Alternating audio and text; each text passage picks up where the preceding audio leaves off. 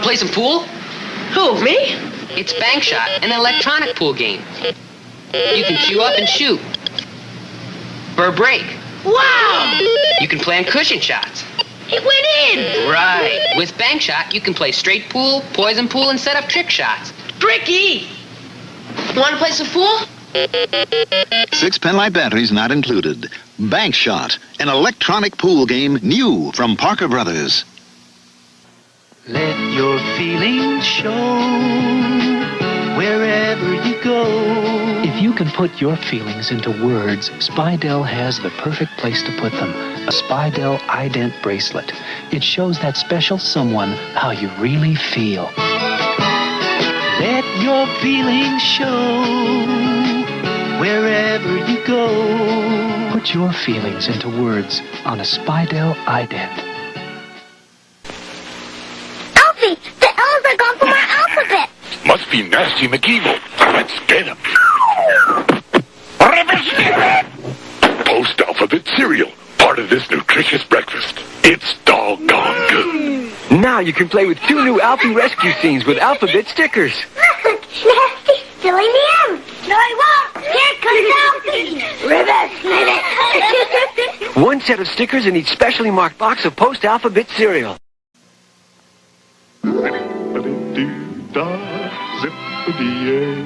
It's Uncle Remus telling it as it is about all those wonderful critters. Brer Rabbit, Brer Fox, Brer Bear. Hey, there ain't nothing in here except beans. It's warm and alive with excitement. It's that zippity-doo-dah picture. Walt Disney's Song of the South, rated G. Now playing at theaters and drive-ins everywhere. Check your newspaper for one near you. The Oregon State Beavers take on the Portland Pilots Saturday at 7:30 on KPTV 12 Portland. Great American Furniture's Christmas sale is going on now, and we have a tremendous selection of great gift ideas. Like our biggest selection ever of top-quality catnapper recliners in vinyls, velvets, Herculons, and leather. Right now, you save 10 to 30% while our supply lasts. Or just for the fun of it, these versatile high-back scoop chairs only $39 each. Use our convenient credit plan and don't make your first payment till next year. That's Great American Furniture in Beaverton. Now that you've had a drink, oh, what a time to think. Wow, I could have had a V8. You start the wheel, I'll shape the clay. They made it. They made it with Pottery Craft. With Pottery Craft. With the Pottery Craft Potter's Wheel, batteries not included, you can spin pots, mugs, and dishes. Next day, when they're dry, you can decorate them the way you like. They made it. They made it. Hey, that looks great. With Pottery Craft. The Pottery Craft Potter's Wheel, with everything you need to make air-dried pottery. By Gabriel. A lot of the people who come to the Schick Centers for the Control of Smoking have tried to quit on their own. I tried to quit a lot of times on my own, and it just didn't work. When I tried quitting on my own, there was always a reason to just take one more. I was not successful. And then they went to Schick. I knew Monday, the first day that I went to the Schick Center, that it was going to work. I knew after the second day of therapy. After going to Schick, I lost all urge to smoke. In Portland, call 288-5911. What a blue ribbon day. Open a beer. What do you hear? Why, it sounds like Pabst. Listen here. Pabst. Pabst Blue Ribbon Beer. Pabst is the beer that speaks for itself. It speaks with authority. It says, well done, now have a beer. It speaks of fellowship and good cheer. It says it in one word, listen here. Pabst. Blue Ribbon Beer. Pabst speaks for itself. It says, well done, here's your refreshing reward. For all your Blue Ribbon moments, make it Pabst, because Pabst makes it perfect. Pabst Blue Ribbon, so much better for so little more.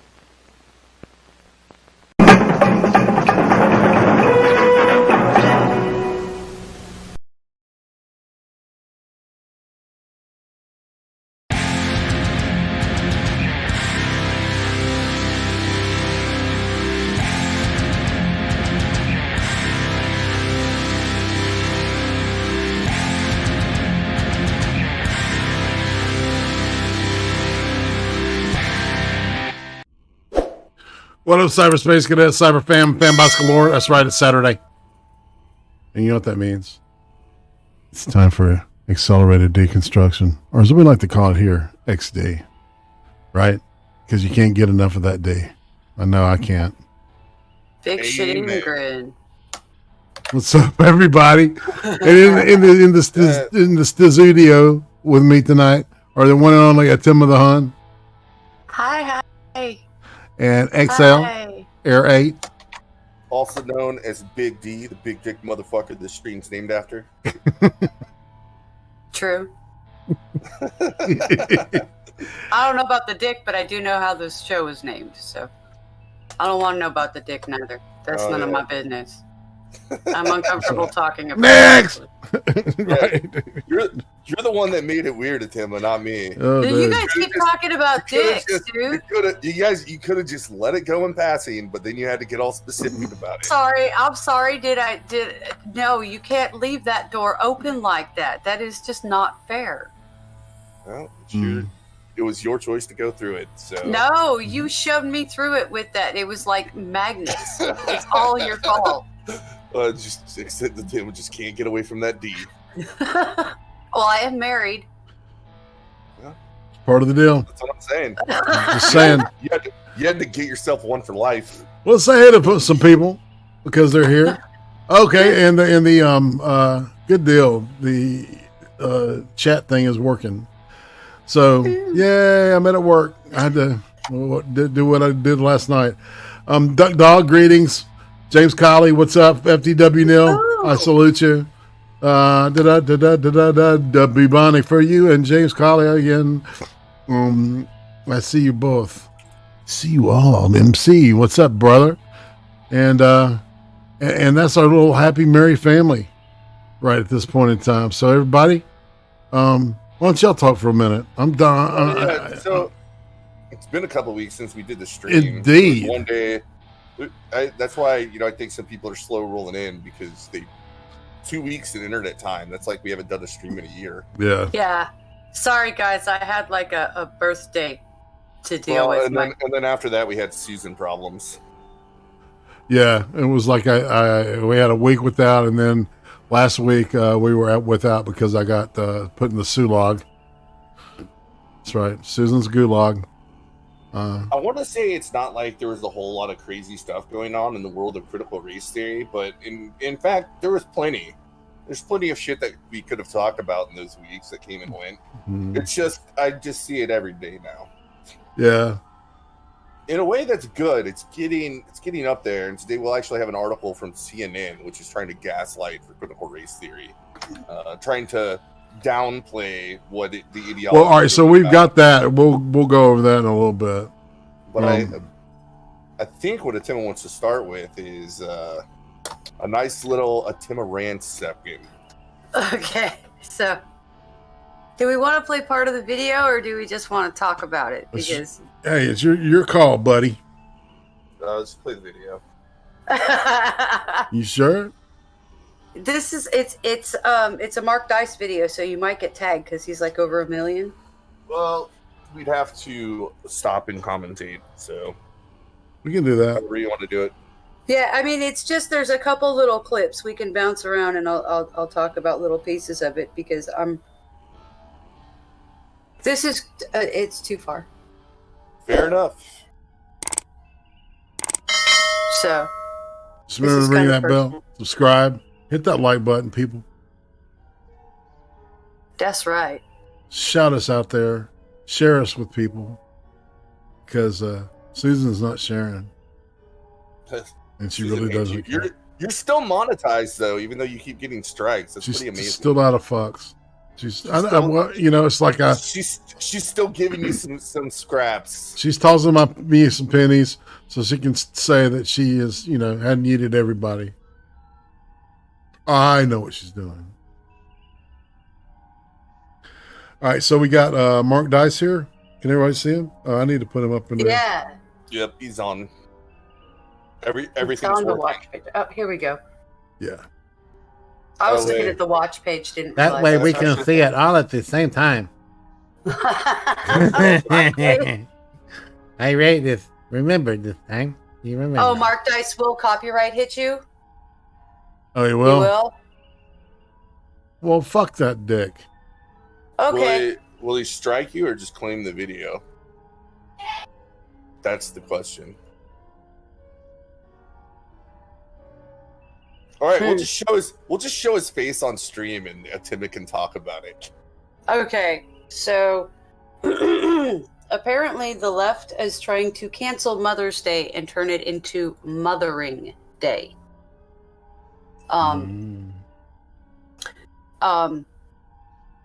The idea is that because there are 8 transgender people in the world that are doing weird stuff and having kids in the middle of transition, or transitioning while their partner is having a baby and stuff, they've decided that they want to remove the term mother because it makes people feel unwelcome in the air quote community. Now, this is the picture I wanted to show everybody. My brother's pregnancy and the making of whatever it said there. Now, that thing... I just pulled it back. It shouldn't have moved at all. There it is. There it is. Okay, the making of a new American family. No, this isn't the making of a new American family. This is a woman who was breastfeeding while taking hormones. Which seems fucked up to begin with. I don't think you want to do that while breastfeeding. Yeah. Mr. Scott J87, that's what I saw was they're trying to call it Birthing Person's Day. Yeah, person of birthing, yeah. So yeah, this is their whole attempt of trying to completely deconstruct everything we know about gender, based on this small fringe group of people, and then make everybody adhere to this new definition that's based on less than 1% of the population. Yeah, it's kind of it doesn't make anybody else's head hurt. I wanted y'all to see this. Burn this into your brain, because this is why they are saying that we can't be called mothers anymore. I want y'all to remember this. Remember that they're doing this shit, because there's literally only going to be a dozen or two people like this you're ever going to see, and you're going to have some doctors come out and lose their shit because this is a woman taking testosterone and nursing a child at the same time. Yeah, so I don't think this one's going to take. I really don't. But it's actually. I mean, it's kind of how this stuff works, right? Is they'll throw something incredibly radical out there and see what sticks, right? And so I think on this one they're going to be like, not yet. Maybe in a couple years we'll try this one again. But that's what they're trying to do. Yeah, they're trying to push this one because there's like a war on just our basic understanding of human nature and biology. Well, and I think that most African Americans draw the line at this kind of shit.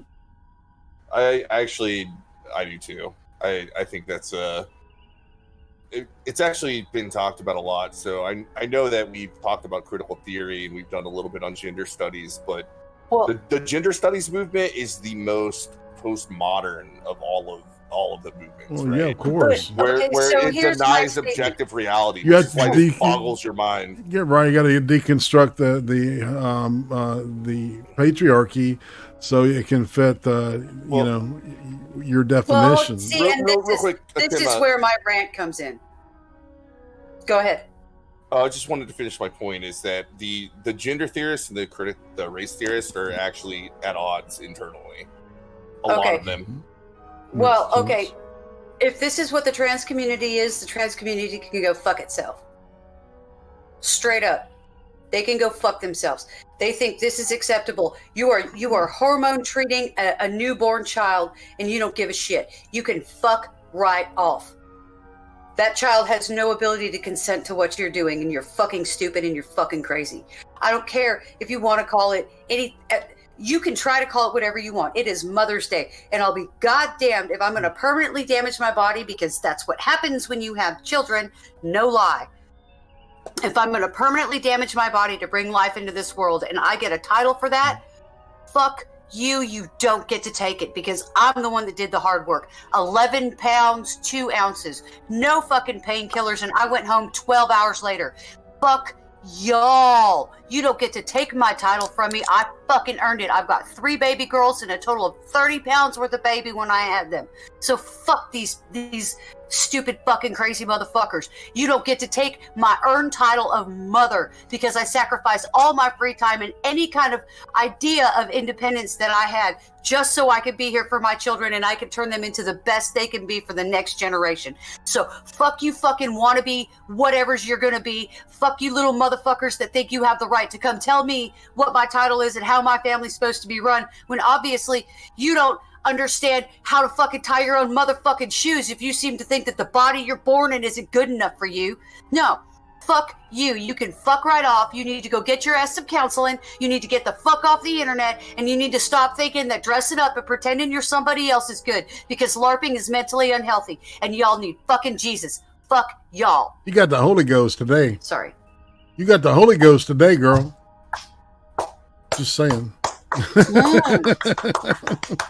the mama part, you know what I mean? It's the mama part. So I'm sorry. This was incredibly, deeply, and personally offensive to me, and I will be equally offended if they attack Father's Day because my husband is an amazing father, and he has made some amazing sacrifices to be an amazing father, and he was a single dad when I met him, and he was top bar one of the best single dads out there, period, because his son is a veteran studying to be a chiropractor, has taken on he's a very, very good man. He's a very, very, very good, honest, wonderful man. And my husband's proof is in the pudding. And I swear to God, if they start to not, I will lose my shit even bigger if they take down dads like that because fathers are so fucking important.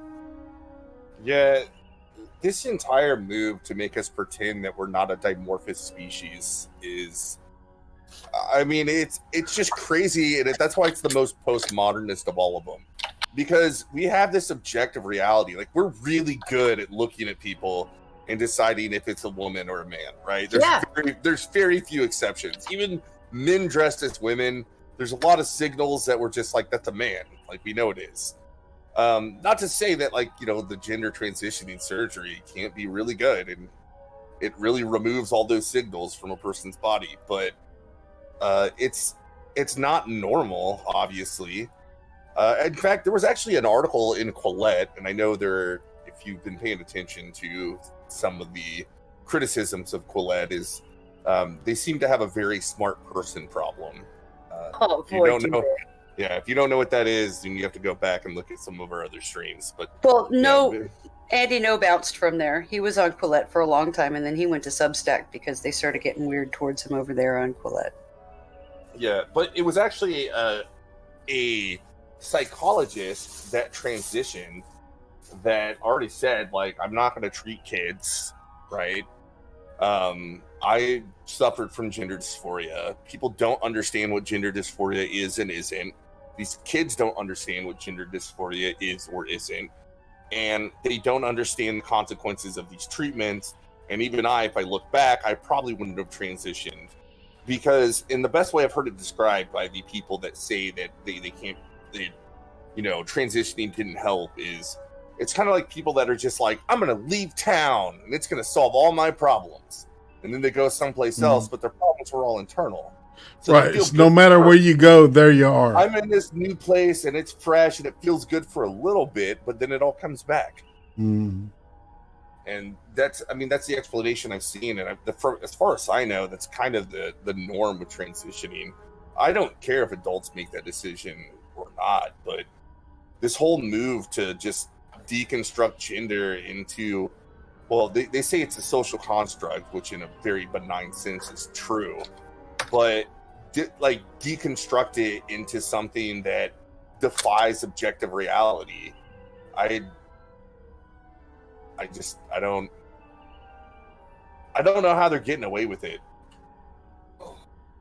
Well, actually, hold on. I do know how they're getting away with it, because they're trying to make you feel like a bad person by using the most fringe of the fringe, right? The people that actually have gender dysphoria, to cast doubt on the entire concept of gender.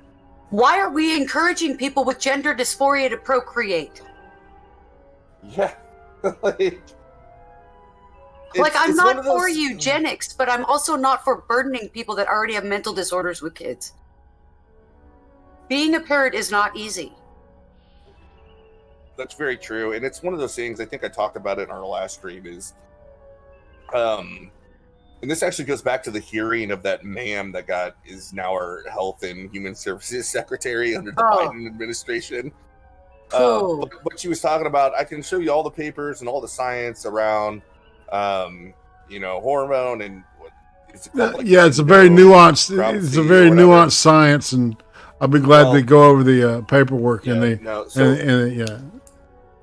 the issue is that science starts with assumptions that are generated through critical theory, right? Like, so once you set like a priori assumptions that, well, gender is just this social construct, and people can be any gender regardless of their biological sex. If that's the assumption of the scientists, if the scientists are operating as if that was some sort of a priori fact, then you can work the science around it to make the science adhere to the assumptions.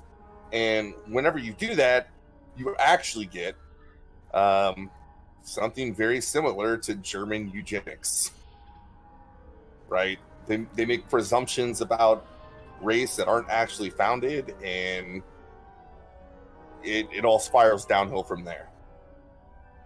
It's actually way closer to what they oppose than what they actually are. Like, it's so weird, the horseshoe theory around all that. I don't even think it's a horseshoe theory. I think it's a circle jerk. I think it's a human caterpillar in a Mobius. They can't help but keep shoving their heads up their own asses because it's the only way to keep this delusion going. They aren't using actual science. They're claiming it's science, but it's not. It's not even pseudoscience. It's snake oil. It's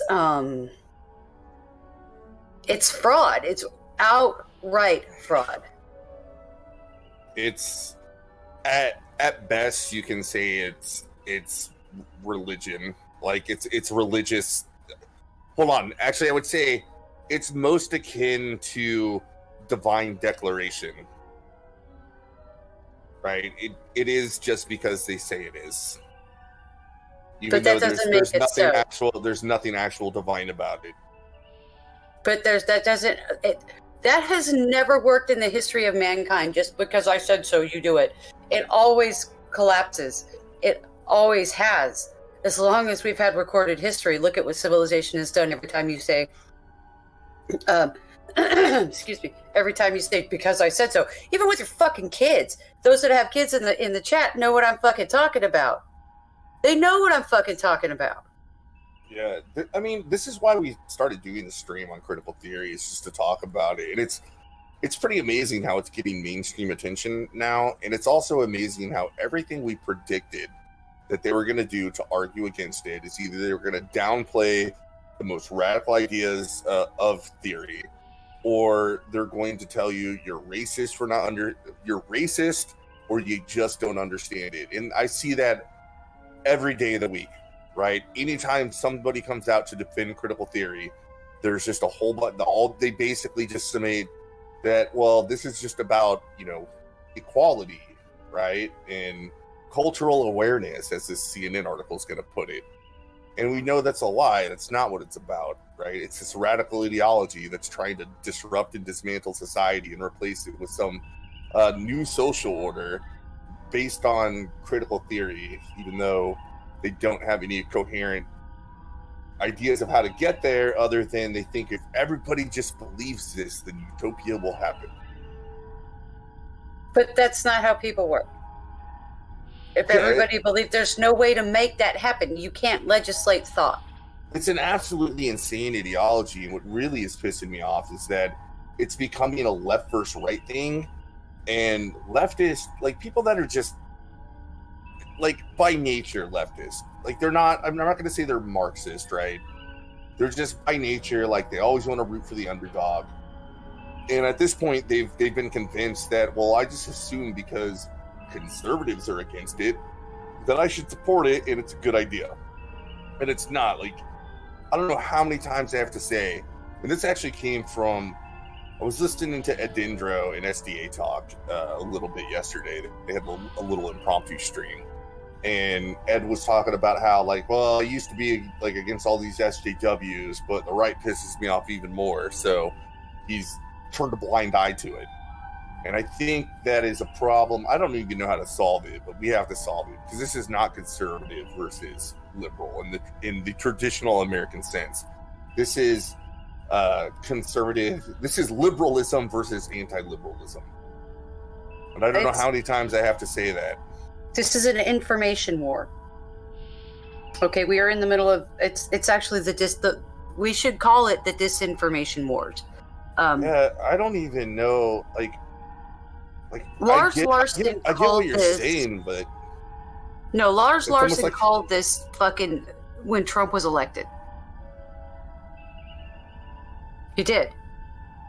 Right the day, like 2 days after he was inaugurated, Lars Larson said, "Welcome to the disinformation war. You are never going to be able to figure out what's actually accurate and what's truth and what's fiction from here on out." Yep. No wrong. FTW Neil says, well, of course it's politics. The left can't help but use identity politics. They always have. That's true, and I'm not actually talking about the political bodies. I'm more talking about individuals that tend to lean left. This is where I get to actually explain again the very smart person problem.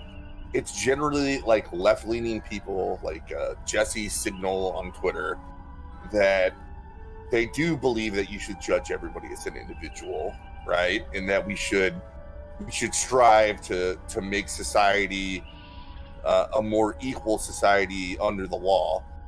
But yet, for some reason, they look at critical race theory and they just refuse to see how it is antithetical to their core predisposition of because they get power from it. Because they get power from it. Well, they do. They get power from it, and they still get to stay accepted in polite society. Because once you go full out against this ideology that's against yours, you're kicked out of the cathedral. Well, fuck the cathedral. It's not that nice. Yeah, I completely agree. We're dissidents, but these people want to be on the right side of history. Well, they think they can craft everything to their will by being nice, and that's just not how this works. Okay, but how did you come to that conclusion when the entirety of human history says the opposite is true? I don't actually understand that. I really don't. I just know those people exist, that if you really listen to what they're saying, is they suffer from the very smart people problem, where they don't actually buy into this critical theory nonsense, but they're way too credulous, and they give the people that are promoting this way more of the benefit of the doubt they could be, because it seems to them that it's at least politically, socially, or even, economically more, enticing to them. Yeah. Well, I'm pretty sure everybody in this chat knows a very smart person, right? It's the kind of person where, like, you're just sitting there saying, like, critical theory assumes that racism is just the ordinary state of affairs of things, and that, it's not a question of whether or not racism occurred, but it's how racism occurred in any given situation. You say that to them, and they don't necessarily deny it, and and then they come back and they just have all these. It's kind of like, I hate bringing this up, but it's like, I always say I'm an atheist, and a lot of people say they're agnostic, and I was just like, well, that's fine, but like, being agnostic doesn't tell me if you're a theist or an atheist or not. I mean, that's more of a mode of thinking. And the very smart agnostic person will always become, well, like, they'll say things like, well, there's no way to prove there isn't a God. And I was just like, that's not how logic works, right? Well, you don't disprove a negative. Yeah, you don't disprove a negative. And I feel like the tactics of critical theorists are very similar to that. Or actually, not the critical theorists, the very smart people. Okay, do you guys remember the old saying, don't become so open-minded your brain falls out? Mm. Well, guess what? Their brains fell out. Mm. Yeah, they're trying to bend the definition of open-mindedness. But it's not even open-mindedness anymore. It's quite the opposite. It's forced acceptance under the guise of open-mindedness, because some of what they're saying, an open mind can discern between the nonsensical and the sensical, and that's actually part of the philosophy behind being open-minded, which is a very well developed and thought out social philosophy. It has tomes written about it. I'm sure we've all read some of them. They're excerpts stuck into books from people like Hunter S. Thompson and Jack Kerouac and Tolkien and a lot of literary people that anyway. Well, real quick, Jack Gunsky is calling something out that is true. The sickest problem when you call out people that follow CRT is that they just scoff and ignore you, and they're fucking arrogant. That's true. I mean, they either do that, right? They either ignore you, scoff you, they call you a racist, or tell you you don't understand it. Well, but everybody keeps saying it's a religion, but when I discuss religion with Christians are far more tolerant and respectful of other people's beliefs on the whole, like generally speaking. But they still have to proselytize to you, man, because they're worried. They're worried about what's going to happen to your soul after you die. Yeah, right? But they don't go around trying to force you to do anything. They don't shame you for it. No, well, they try to shame you, and it's your choice to be shamed or not. But you're my friend, and I'm concerned about what's going to happen to you after you die. I know, and that's better than, oh, you don't think the way I do. Here, let me make sure you're fired. You get kicked off of social media, and the bank cuts you off from accessing your own money. Holy shit! Okay. So, one important thing to note about the whole Christianity thing, and this was a post I saw that was in Carolyn Poroshenko retweeted, talking about the same people that want CRT banned are the same people that want the Bible taught in school. Yeah. Or Carly, Carlin. Sorry, like George Carlin. It's really easy to say Carolyn, even though her name's Carlin. Carlin Poroshenko. She retweeted that. She retweeted somebody like a blue check mark that said, "It's funny how the same people that want to ban teaching CRT in school also want the Bible taught in school." And I was like, "Well, not only is this not accurate, if you actually look at the bills banning CRT." It's inaccurate to say that Christians want the Bible taught in school. Most Christians I talk to, I mean, there was a stint like in the 90s where they wanted, like, creationists got control, and they wanted creationism taught in the classroom. Right, as a theory, along with, well, evolution is a theory. Well, you know how they got kicked out? Like, almost everybody, including Christians, decided to run for school board and just kick them all out before judges could even rule on it. Like, it was already decided by the school board to stop teaching this. And part of it is there's a long tradition in America. And actually, it's the reason there's the religion clause in the First Amendment of government staying out of religion. It's because even Christianity was at odds with each other for most of American history. And the way they got along and compromised on that is like, hey, look, you don't worry about what I'm teaching my kids about Christianity. I won't worry about what you teach your kids about Christianity. There was no real coalition, right? Like the Methodist and the Baptist were completely different, and they had a lot of disagreements, and they wouldn't even consider themselves the same religion. That said, translated today, I don't think anybody I don't think most Christians today trust the government to teach their kids about the Bible. Wow, we got your boy Pat, Demon Hobbit, Eubonic for you, Aircraft Sparky. What's up, Sparky? What up, people? Well, Demon Hobbit. What up? He says he doesn't want schools teaching religion because there's no way to truly ensure they're teaching it properly.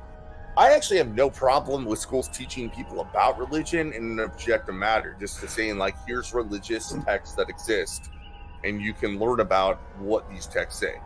And none of these critical race theory bills are banning schools from teaching, like, critical race theory is a thing, and this is what it says. What they're banning them from doing is operating under the assumption that critical race theory is true and implementing policies based on the a priori assumptions of critical race theory.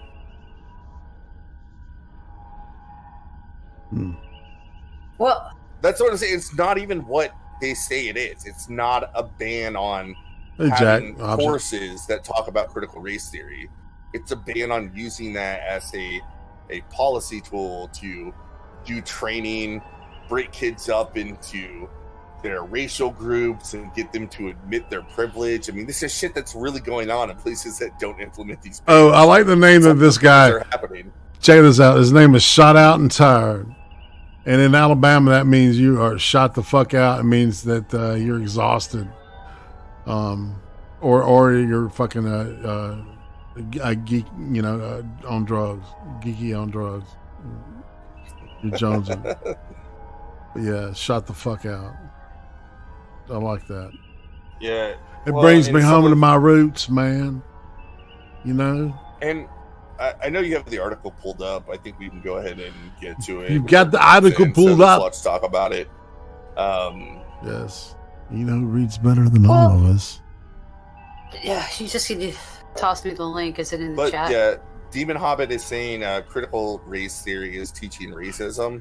It is. And it's true, it is. It's teaching racism in the classical sense that we understand racism. They've just redefined it so that their version of racism isn't racism anymore. The link is in the chat. You have to go to yesterday at 3:43. Okay, I found it. Sorry, I was in the middle of typing. Okay, so you want me to read this article about I've got it critical pulled up race? on the screen too if people Okay. Oh boy, we're gonna read gaslighting? Oh yay. Okay. What critical race theory is and isn't? By Faith Karimi from CNN. Okay. Critical race theory. You may be hearing those three words a lot these days. Lawmakers in Idaho are seeking to ban them from the state curriculum, and parents in Texas are opposing a school district's efforts to combat racism with lessons in cultural awareness. Seen by some as critical race theory. It's critical race theory. It's not cultural awareness. They are actually attacking kids for being white. So I actually had notes on the lies in this article, and I was like, lie, it's 100% influenced by CRT. Yeah, it is CRT. It's using things like cultural awareness. These are just nice words that they try to put as like an onion surrounding this ideology. Like, what? You don't like cultural awareness? Fucking racist. But that's not what CRT is about. It's not about culture. This is a total gaslight, this article, y'all. So, it's like the outrage itself might make you want to strap in, and get you a toddy, all right? Because you're probably going to need it. Damn it, I'm out of tea. You're not even going to get past the next sentence, Atima, without me having something to say. Okay. It's a concept that's been around for decades and that seeks to understand and address inequality and racism in the U.S. The term also become politicized and been attacked by its critics as a Marxist ideology that's a threat to the American way of life. Come on, get some fucking editors, people. Yeah, you went through one too many sentences too. It's like it's a lie. It doesn't seek to understand and address inequality and racism. It actually seeks to redefine inequality and racism in a way to fit their narrative that everything is still racist. And we've seen it. They say if you're black, you can't be racist. They really believe that. That is part of CRT. And for anybody that grew up with any understanding of racism, that's completely antithetical to everything we understood.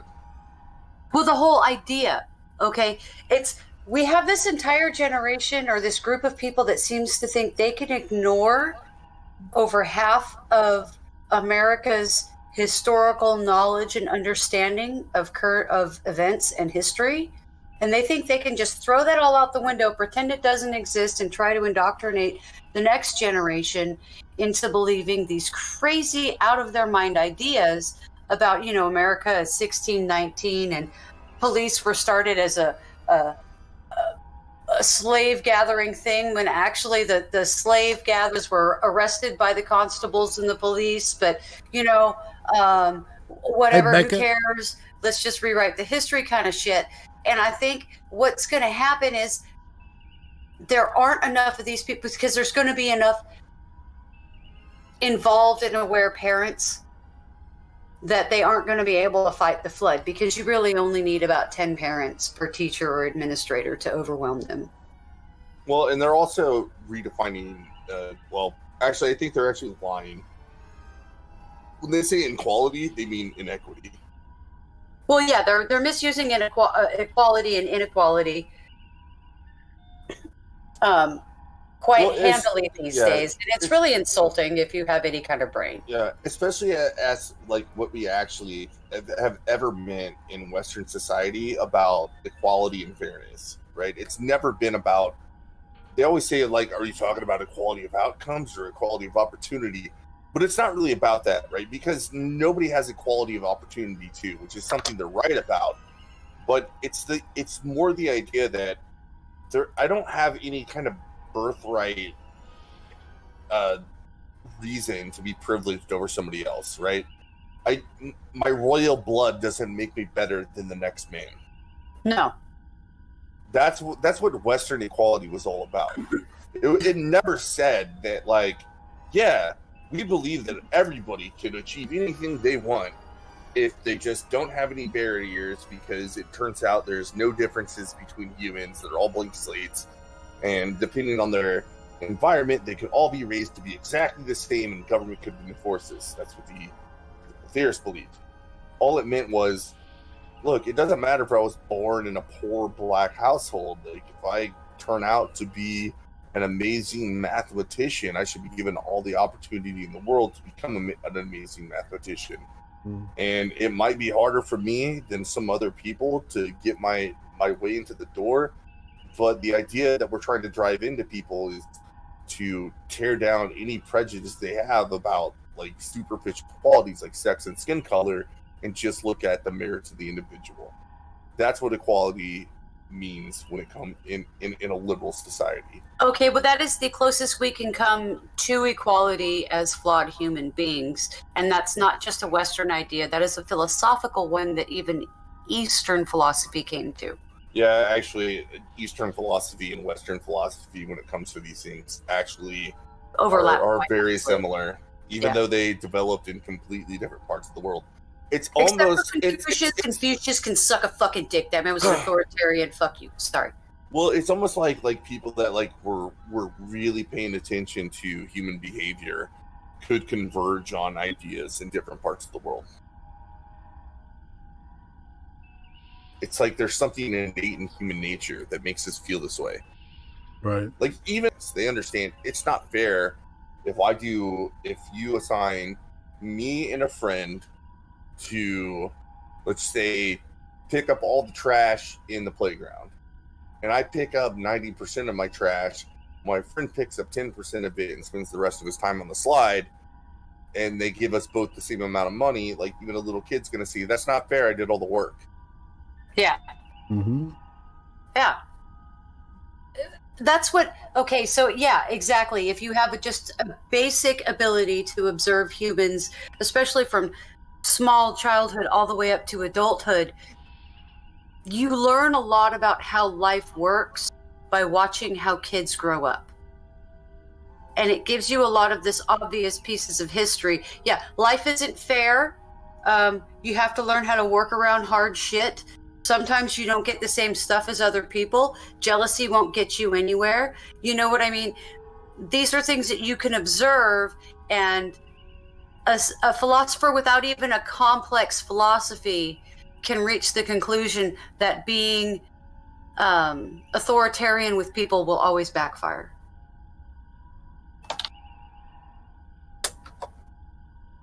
What we're looking at right now, it will always backfire. Mm-hmm. Don't disagree. I think we can go on with the next sentence in the article. Okay. We have to go sentence by sentence. That's how bad the CNN article is. It's CNN, so you know it's bullshit. Yes, To get a deeper understanding. CNN. CNN should be SNN. It's just shit news network. Anyway. Hi. Hi. Anyway. To get a deeper understanding of what critical race theory is and isn't, we talked to one of the scholars behind it. Oh, who did they talk to? It actually turns out this is a lie because they only talked to one scholar, which is Kimberly Crenshaw, which we have talked about on this stream. It's one of the progenitors of CRT that came out of the Political Academy.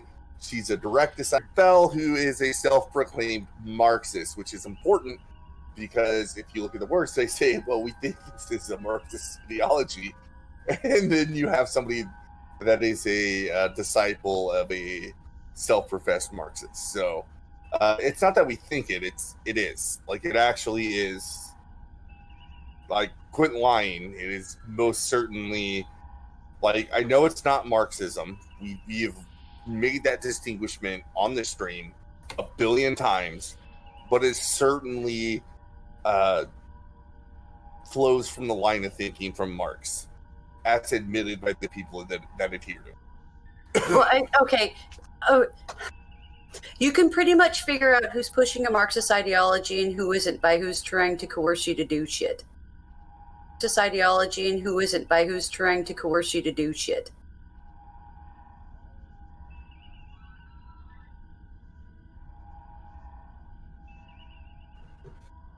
You're not wrong. Okay. Well, let's keep going. Okay. What's critical race theory? Critical race theory recognizes that systemic racism is part of American society and challenges the beliefs that allow it to flourish. That's the lie. Like, it really is a lie. It's a false assumption. Yeah, CRT makes a priority assumptions that the system is inherently racist. Yes. They actually go further and say that liberal ideology is inherently racist.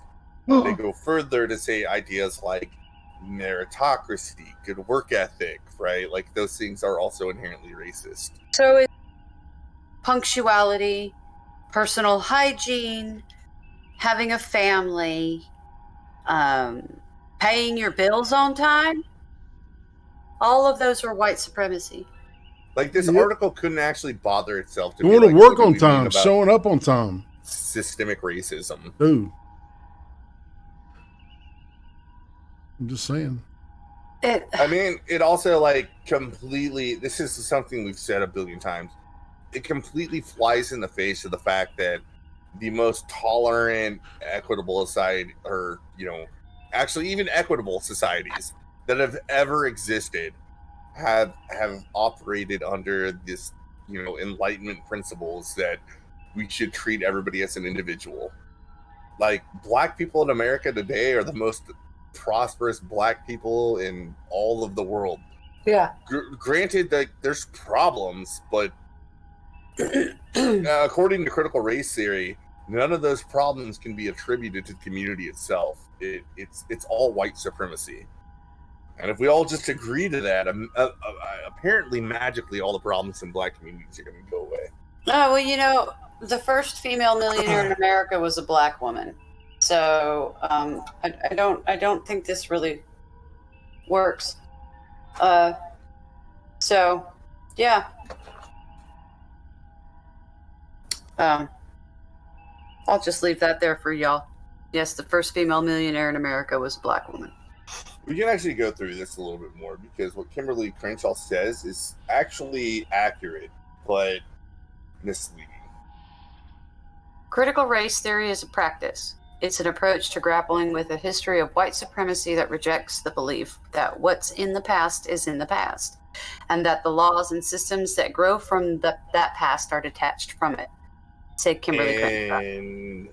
That's accurate. That's accurate for what they believe.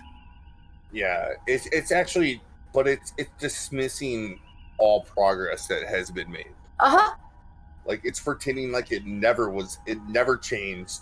This is actually a very strong belief in critical race theory. You'll see it in their textbooks. They say racism never actually went away after slavery. It just changed forms, making it more cryptic and more insidious than it ever has been, which is why we need to disrupt and dismantle the liberal order. Well, hold on now. All right. Create something new. All right. So racism would exist whether slavery existed or not. I'm sorry. Yeah. Tribalism is a part of human nature. Yeah. And so it's like any kind of bullshit that they're trying to pull on that is. Yeah, they actually don't believe fucking that. They stupid. don't believe in they don't believe in humanism. They think that everyone's a blank slate and that we are socially conditioned to everything that we believe or see in reality. Right. Well, this is kind of scary because they're being honest about it. They reject the idea of redemption. What does that mean? She put it in a way. She put it in a way that like is plausible, but like without understanding the context of what critical theorists actually believe.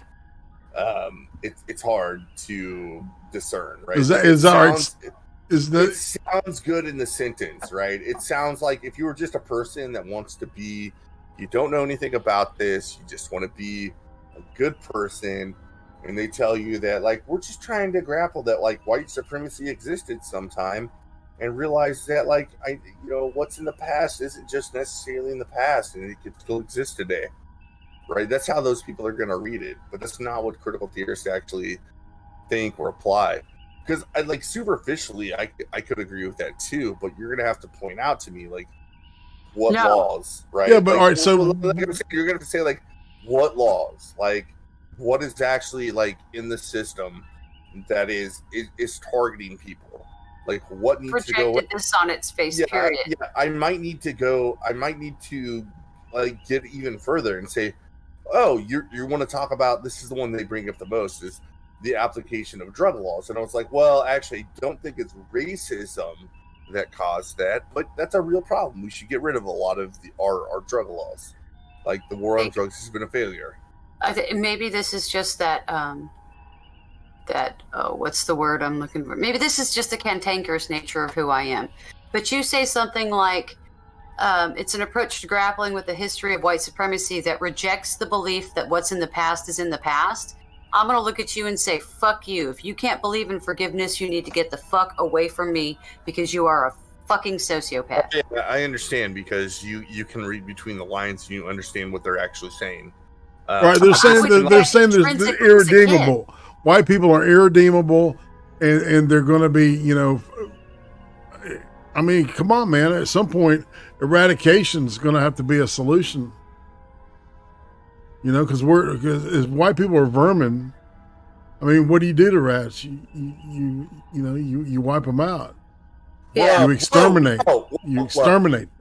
Look, just because we are really happy about the fact that we are on a trajectory to make white people a minority in America does not mean that this whole replacement theory stuff isn't just a fucking conspiracy theory.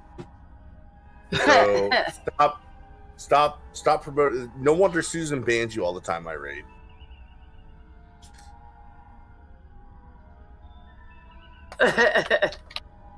You get banned all the time. All the time. That's right. So said Kimberly Crenshaw, a founding critical race theorist and a law professor who teaches at UCLA and Columbia University. See, okay, here's something that really bothers me. I want to know how you can get a degree in law and still turn out to be emotionally retarded like this. How the fuck do you do that? Well, there's different standards, I'm sure, for her. The fact that this started out in the legal academy makes a lot more sense to me. Oh, because yeah. Lawyers, the job of a lawyer is to actually skirt the law, not enforce the law. So in this sense, it makes a lot of sense that it came out of the legal academy. But it lacks all logic. They found a clever way to potentially skirt the legal system. Yeah, but they didn't. It's actually blowing up in their faces all over the fucking place right now. Well, sometimes, but sometimes not. No, right? Have you seen the news over the last 2 weeks, Excel? There have been I've seen at least 5 cases where judges, there's one head attorney that just had to resign suddenly, and I can't remember, I think it's the Coca-Cola guy, and he's looking to be sued bigly because these are racist policies and you're not allowed to enforce racist policies. And then there's 2 schools, and then there's some cheerleader at a university, and then there was I saw the cheerleader story. Yeah, and I can't remember, but there's been a bunch of them. There's been a bunch of them lately. This is going to blow up in their faces, and it's going to cost corporations a lot of money. Yeah. No, you're right about that part, right? Our legal system hasn't been completely defunct. But what happened in the 80s, this is critical race theory, the Crenshaw brand, is what accelerated adding hate crimes to certain crimes. Mm-hmm. I hate hate crimes. So they did have success in some sense. Mm-hmm.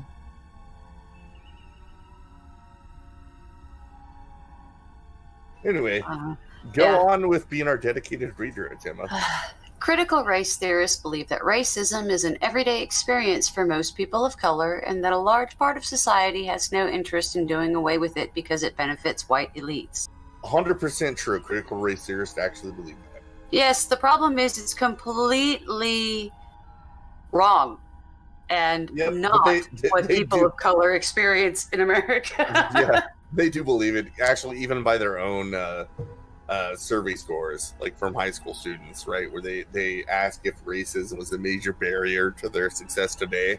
80% of them say no. 80 to 90 black high school students say no. It's amazing, isn't it? Yeah. Okay.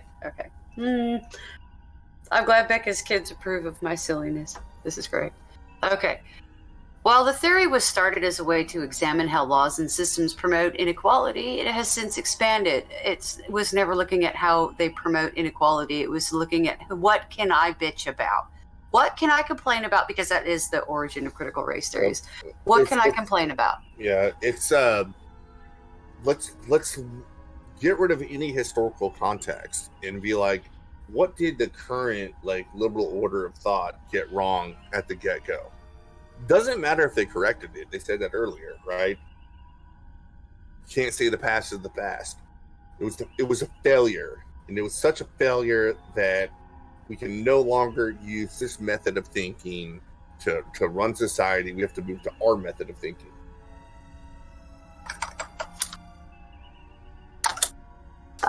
Yeah, it's absolutely about.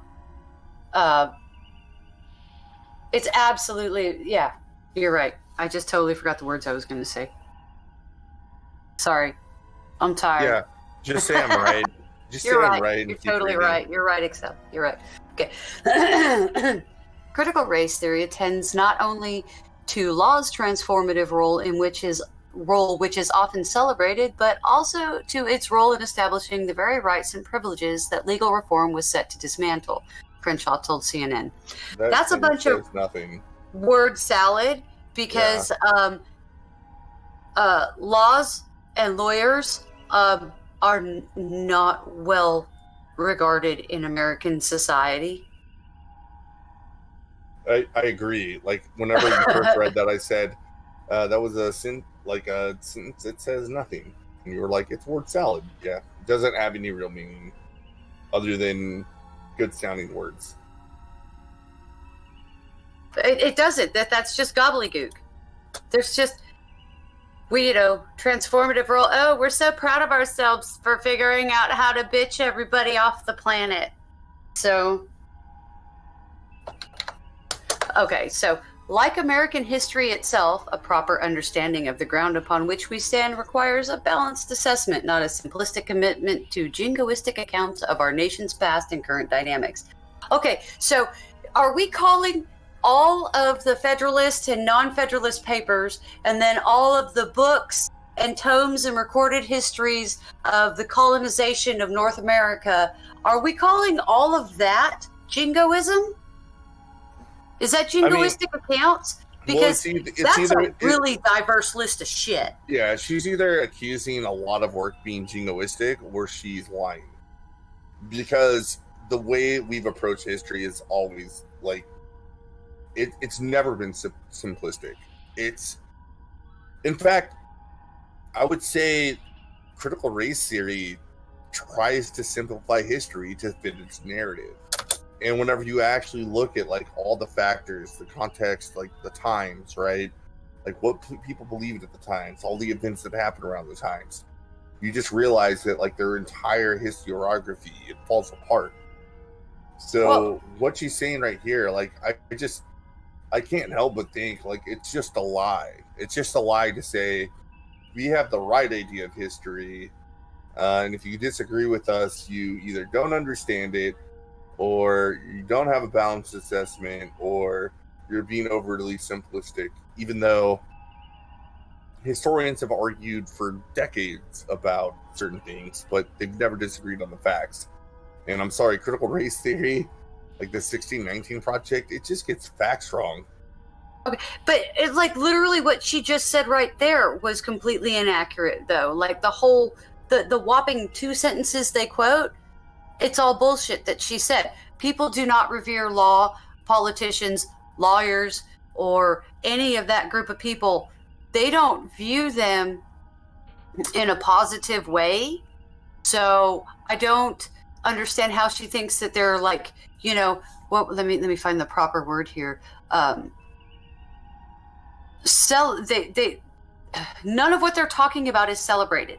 The things that they're highlight, they aren't celebrated. They're viewed as being parasitic in nature. Yes. Lawyers. Yes. Right. Yeah. So, yeah. You know, even Shakespeare said, you know, kill the lawyers.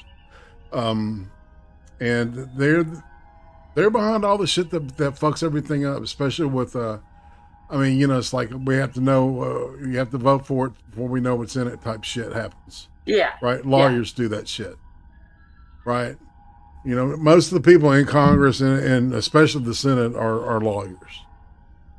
They are, and that's what makes them so useless. Like, there's very few lawyers that you don't want to, like, punch in the face.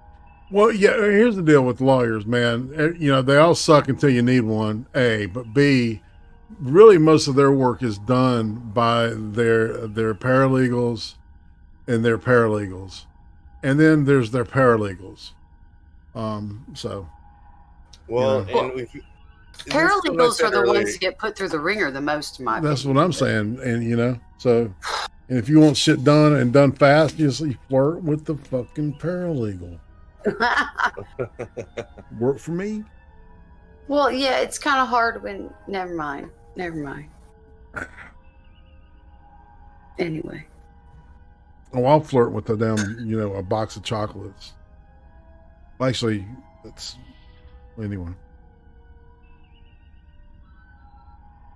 Uncomfortable. Yeah, sorry. I just got an at on the chat. I'm sorry. I got distracted for a second. I'm turning into old person. Okay, so. No, respond to the ad. Oh, I haven't seen JJ in a long time, and I was really happy to see him because I've known JJ for a long time. Well, hello, JJ. 3 years. Greetings. So, it's Jacob J, and I've always called him JJ. He's like my buddy. Yeah. And those people that I'm with shout out and tired. It's like the Supreme Court, when they talk about it, the Constitution being a, quote, a living document. Oh, yeah, fuck them. Yeah, fuck that shit. It's not a living document. That's right. It's not. I mean, that's why the thing's dead, so. It was never living to begin with. Thinking that you can amend your way into whatever the fuck you want is really, really stupid. And if you think you can... you actually literally can via the Constitution, following its amendment process, amend yourself into anything you want. But No. we don't do that. No, we have a hard set line that you can't take these certain things away. That's the whole point of the Constitution and the Bill of Rights and the amendments. Well, no. You don't get it. Like the amendments, right? Like that's the actual Constitution. You can add to the Constitution. It's just very difficult, and we haven't done it for the issues that are most important to society. We've never done it. They just skirt themselves around. That's why I say, like, lawyers, their whole thing is to get around the law. Constitutional lawyers, especially, is to get around the actual meaning of the Constitution. Right. That's why they have all these like very complicated legal arguments to define something that the plain language, which I know it's hard to read because it's written based on definitions from 1790 something, right? Wait, 88, whatever. I'm bad at history. Anyway, but you can look at the Federalist Papers and understand what they were talking about. And these lawyers, their whole purpose is to skirt around it. You can try to skirt around it, but eventually you're going to run into the large, gigantic, beautiful concrete wall that is life, liberty, and the pursuit of happiness. Sure. What I'm saying is that what's constitutional these days is just whatever the political appointees of the president say is constitutional, not what the founders meant by the Constitution. Yeah, well, I think we're starting to go back to people are really starting to focus on what the Constitution actually says. In fact, I would say there's a greater grassroots awakening now than there was for the Tea Party back in 2007. Honestly, boots on the ground. No, I just can't. I can't see it. Like the Really? amount of mobility and activism from the Ron Paul movement. 80 I have not million votes. 80 million votes. Think about that, Excel. Well, to like in the election where you could just mail in whatever you wanted. Yeah, but how many Republicans bought into mail-in voting? The only ones that used it were the ones that were forced to. Yeah, actually, I'm not gonna take a strong position on this. I just think that the liberty movement as a whole has gotten intertwined with. Because I actually do not think that the MAGA movement and the liberty movement are 100% in agreement, which they don't need to be. But that's a conversation for a different day. Well, no, they're just both populists. They're both populists that are liberty-minded, and that's all they need to be. That's all you need to run this country, is to be a populist that is liberty-minded. That's all you need for a unifying factor. It's really, really easy.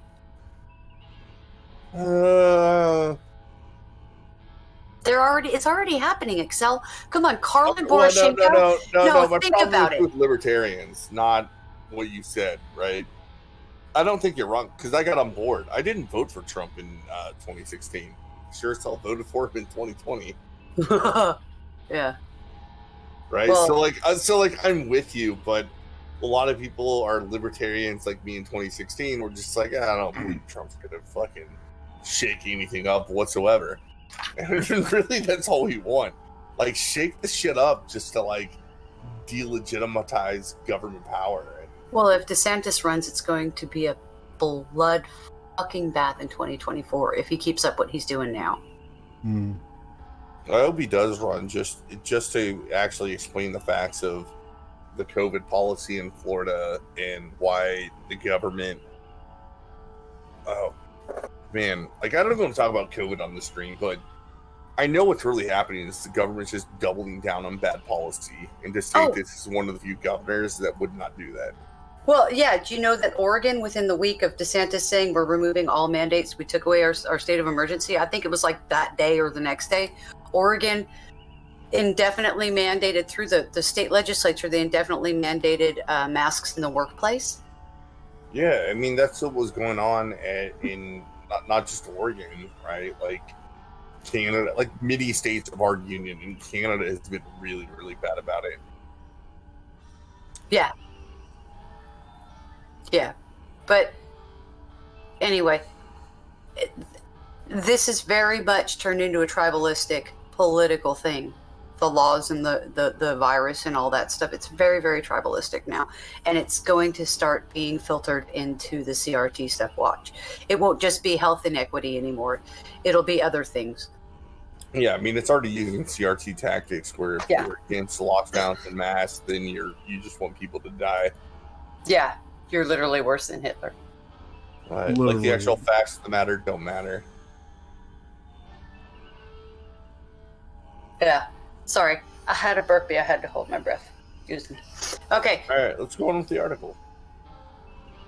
Who came up with the idea? Crenshaw is one of its founding scholars and hosted a workshop on the critical race theory movement in 1989. But the idea behind it goes back much further to the work of civil rights activists such as W.E.B. Du Bois, Fannie Lou Hamer, and Polly Murray. What? Yeah, they're missing Derek Bell, Michael McColl, and Herbert Marcuse. What does Du Bois have to do with this? It's amazing how they threw up the most obscure names that you're not going to find anything about, even though they're not even close to the most important people. But critical theory. Du Bois made music. He talks some shit in some poetry books. I think he wrote one philosophy mini novella, and he did music. Christine Nome is hot. What the fuck is this?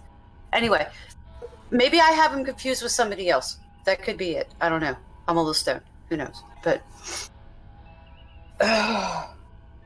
okay. Everything builds on what came before, Crenshaw said, adding that the so-called American dilemma was not simply a matter of prejudice, but a matter of structured disadvantages that stretch across American societies. Okay, I want to point something out that's really fucking racist about this. They are assuming that only minorities are poor. That only minorities are disadvantaged in America. Well, I actually have notes here to say highlight, right? Where they're talking about these disadvantages. What they're really talking about is oppressed versus oppressor. Right. Right. Power. Goes back to the power. Which is just what they want. It's all, how can they conversate or how can they exchange their power like fucking crazy? And it makes me crazy because there are no structured disadvantages anymore. We removed them all fucking 60 years ago. Hold up, my own little notes. I haven't actually structured disadvantages. I'm just thinking about we talked about with the French postmodernists, Derrida and Foucault. That was nagging. That was whining, complaining, and nagging. That's what they talked about. They talked about being able to nag people into doing what you want them to do. And that's basically what they said. So you're agreeing with me that that was a good footnote that I had? Yes. Yes. And I think it steps into here nicely, but I want to know why they're putting up W.E.B. Du Bois. That one really bugs me because I've never seen Du Bois have writings. Maybe I'm missing it. I don't know, but that one bugs me. That one bugs me because that's a musician. It's amazing how they're going through these more obscure people. I'm gonna get on Patreon. Well, think about it. It's harder to verify, right? Well, it's like, how the fuck do you prop up Mos Def as a black Muslim American that's creating change? He's known for a fucking movie. And leaving America and getting his ass handed to him and then running back to America. So I don't... What kind of change are you affecting there? I don't know. He went to Africa. They didn't like him much, so he left and came back to America. Or Britain, one of the two. I can't remember, but he came back to the West. I don't know. Is there a snoring sound object? Yeah, affirmative action is all that's left. Affirmative action is really kind of fucking everything up. It really is. Meritocracy needs to dominate again. Anyway. No shit. Crenshaw said she and others took up the task of exploring the role that law played in establishing the very practices of exclusion and disadvantage. Okay, That's there weren't. Very true. What? That's actually what she did. Okay, but those laws are all gone now. Yeah, no, I understand, but that's what she did. Okay, but if she did this in 1989, there must have been, what, 6 or 7 laws left? There's nothing left anymore. Oh, no, she helped create, like, the new, like, hate laws and stuff like that, so... But this stuff, okay, but what's true is that, like, she introduced into law, she casted doubt on certain legal theories, took advantage of the way the law works, and applied these theories in order to make the law work the way she wanted it to. So it's accurate that's something Crenshaw actually did. But they kind of picked over a dead carcass and then boiled it down into bone broth. Yep. So anyway, and they're calling it healthy even though it's rotten. Some of the theory's earliest origins can be traced back to the 1970s when lawyers, activists, and legal scholars realized the advances of the civil rights era the 1960s had stalled, according to the book Critical Race Theory and Introduction. Amazingly enough, this is one of those other parts where I have completely true but lacking context, right? The book Critical Race Theory and Introduction is the same book that tells everybody that being a critical theorist means a lifelong dedication to activism that they are teaching in schools. Okay, but some of the theory's earliest origins from the 70s, no, they started in the 60s in France. Actually, it started in the 30s with the Frankfurt School. Okay, I was talking about the actual critical race theory where the name comes from. We're talking about like Foucault and all them. I thought that was the 50s. Well, it's funny because what they say here is true again, but they're not actually talking about, like, who are these people that started this? They are all people with Marxist sympathies, which this article is going out of its way to disassociate itself with. Okay. Well, I don't get it. Okay, so, because critical race theory is older than the 70s, and yeah, okay, anyway. If it's from the 70s, dude, this shit is new and needs to be thrown in the dumpster because it's garbage. Crenshaw was among a group of intellectuals along with Derek Bell, Alan Friedman, and Richard Delgado. They actually called out Derek Bell. Oh, wow. Who attended a 1989 conference in Wisconsin that focused on new strategies to combat racism. Why Wisconsin? That's kind of weird. New strategies to combat racism, dude, like this. They're in like the golden age of race relations right now. In 89, they're talking about going to this conference. In 89, like the late 80s through like the mid to late 90s was some of like. You think the Soviets might have had something to do with this too? Well, yeah. So what was really happening is that there were people trying to interject racism where it didn't exist and making people believe that it actually did exist there. I mean, that's what critical race theory does, right? Like, at its core, objectively, if we look at the reality of what people that are critical race theorists do, is to convince people that racism exists in places where it does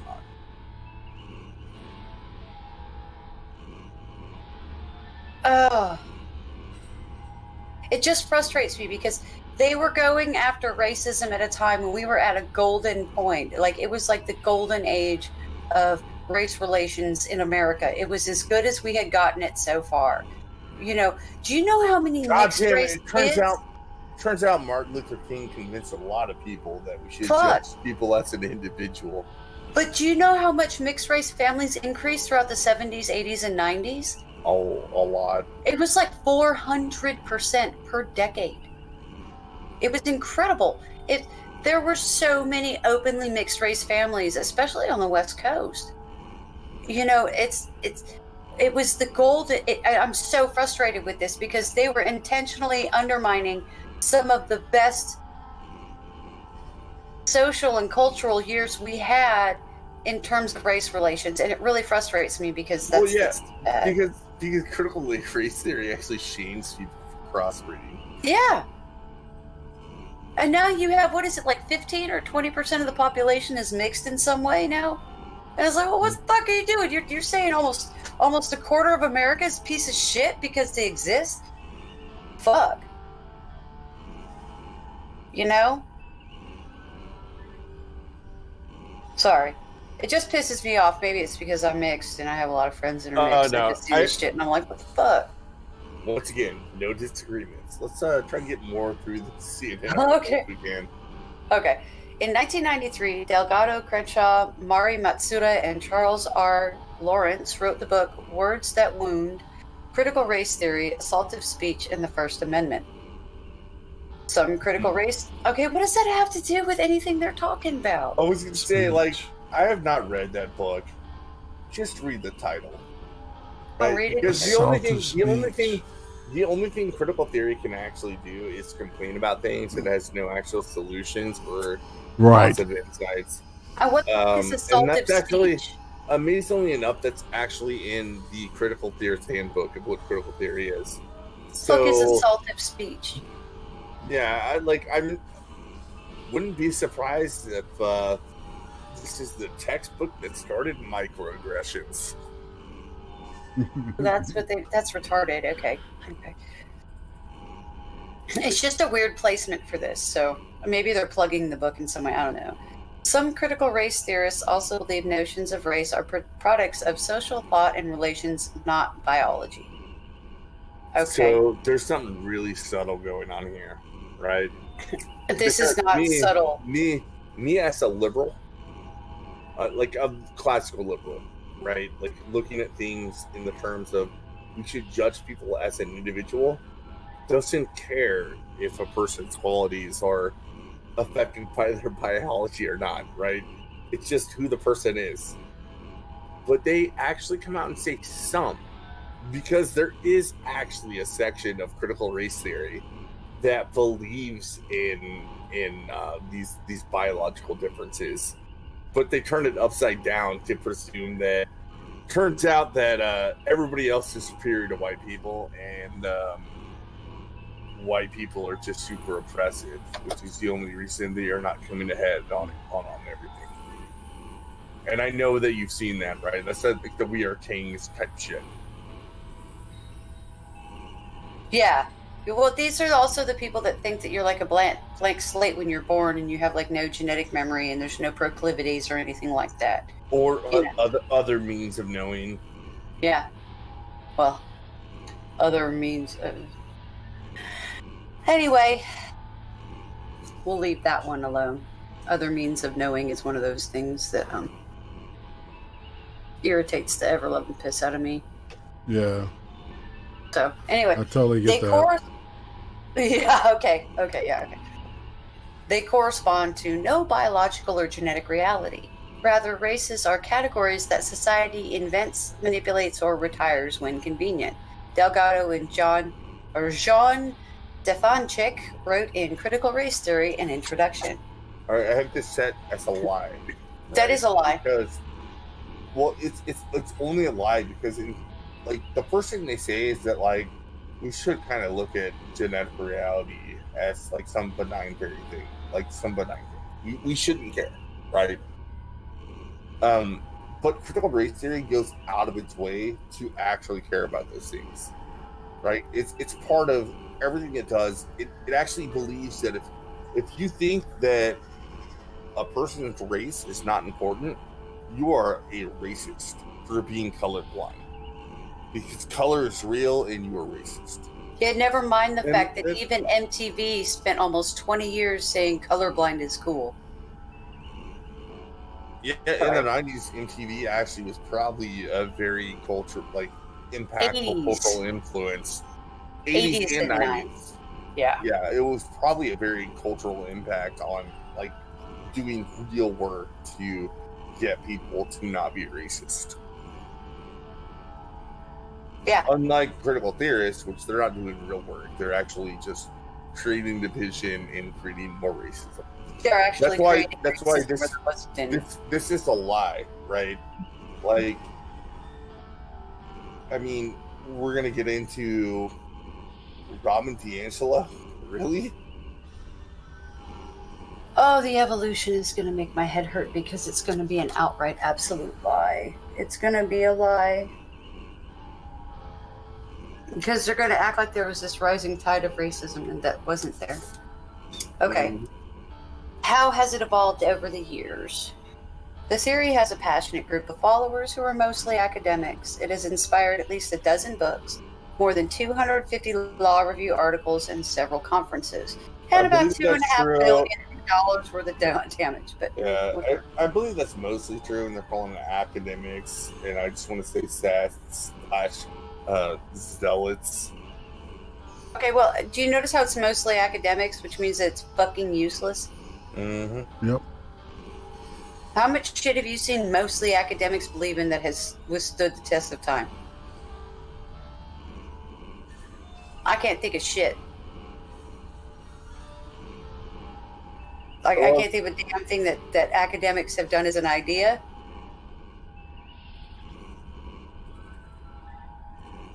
Not in the social studies, right? Like, I actually do know. We all know some. Like, we do Carlin Borchenko videos all the time. Like, we do James Lindsay videos all the time. We've done Peter Bogosian videos. Like, there are academics that are fighting against this.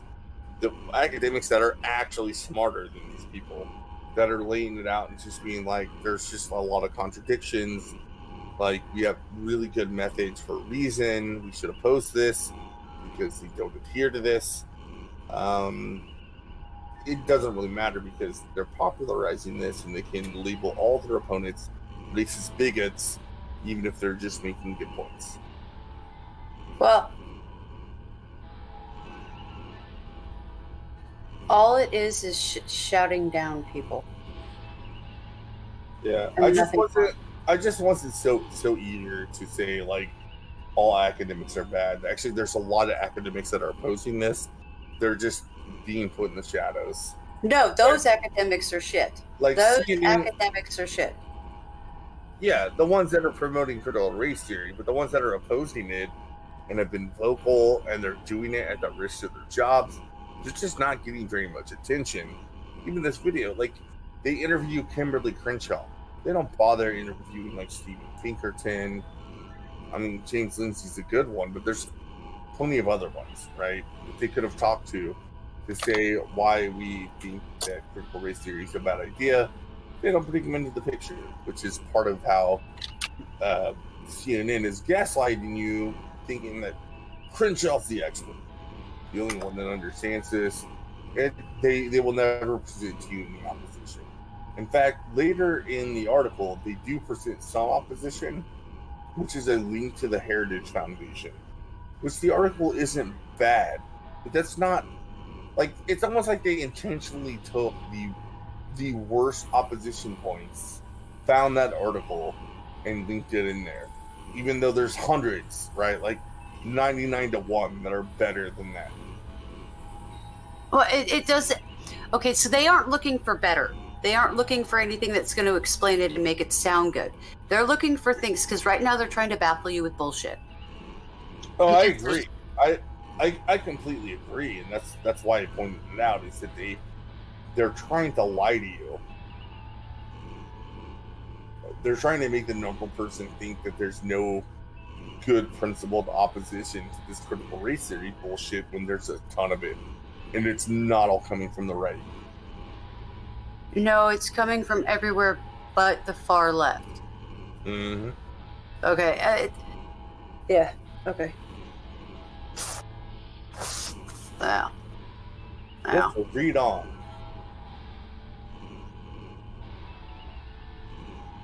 Okay.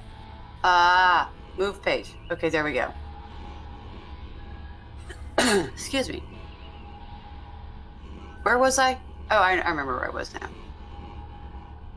The theory has a passionate group of followers. Okay, I said that. Okay. At this point, it is wider than any specific discipline or school of thought. It isn't even exclusively American, Crenshaw said. True and unfortunate. Yeah, I know.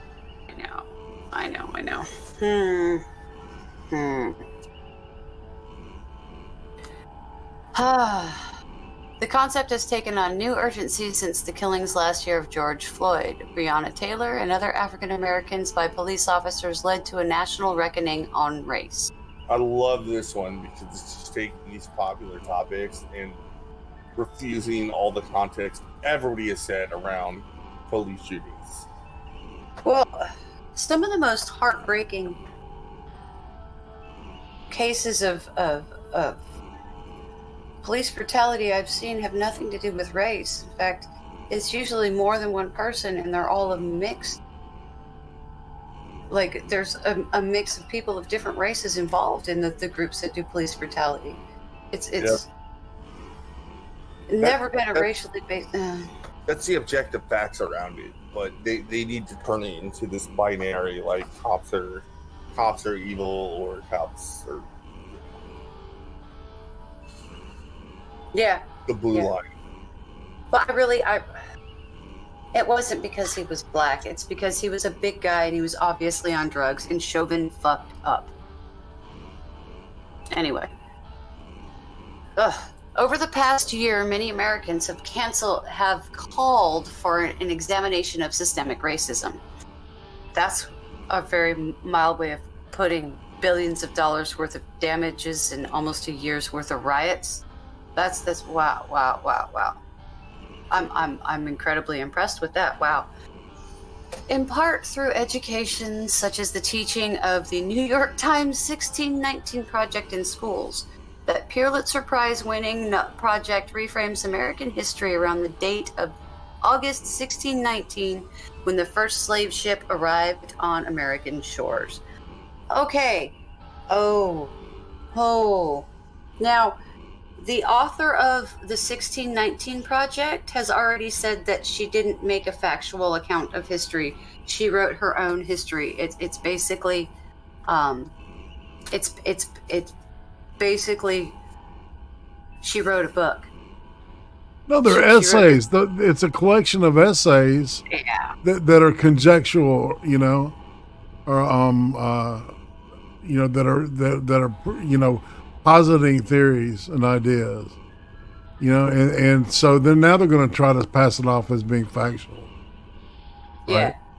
Yeah. Well, it's already been called out. The author literally put up on multiple places on social media that this was her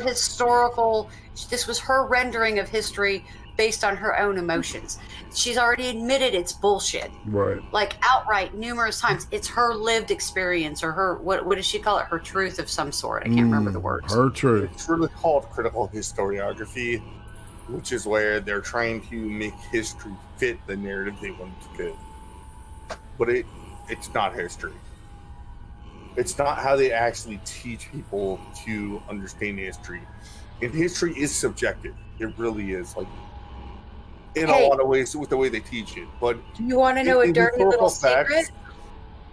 You want to know a dirty little secret, y'all? There were already slaves on this soil when those boats showed up. Native Americans have been enslaving each other for thousands of fucking years. Well, didn't say that in the 1619 Project. Yeah, I just want to reiterate one more time. History is historical facts combined with interpretation. And interpretation is different between people. The 1619 Project decides to... Like, the one thing you can't do with history is ignore the historical facts and make your interpretation just fit the facts you want. Well, and then there's also historical patterns. The 1619 Project does exactly that. Something that no historian should ever do, which is only sample facts that fit the narrative that you were set out to tell from the get-go. That's what the 1619 Project does. That's why people are against teaching that in schools, because it is not teaching kids how to actually think about these events in history. It is teaching kids what to think about these events in history.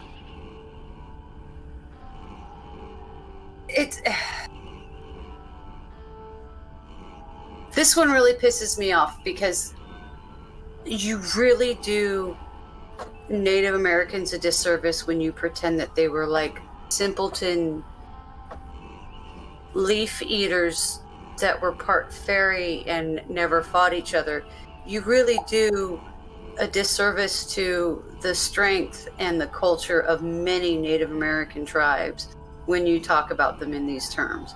And I don't think a lot of these people that run these programs that talk about, you know, slaves for this and you know, the noble savage and stuff, I don't think they understand how many of the more warrior-based tribes that have survived, there aren't many left anymore, but how insulting it was or is to hear their proud heritage referred to in such a weak and meek manner. It would be like saying that the Japanese have always been peaceful. They would find that offensive.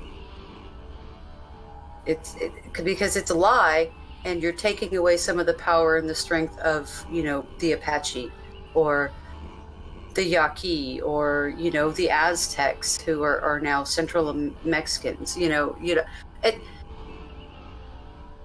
it devalues a lot of the pride one can take in their own history of their people or their culture, just the things that have been passed down to them through the years.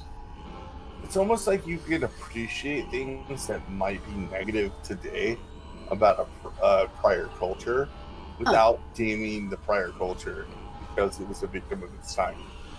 It's weird how you could possibly do that. I mean, I don't know. According to my CRT professors, that makes me a bigot, but I can't help but do it.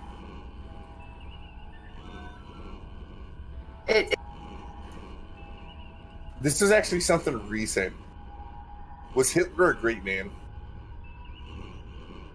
No, he was very short. You can't really say he's great. His stature was tiny.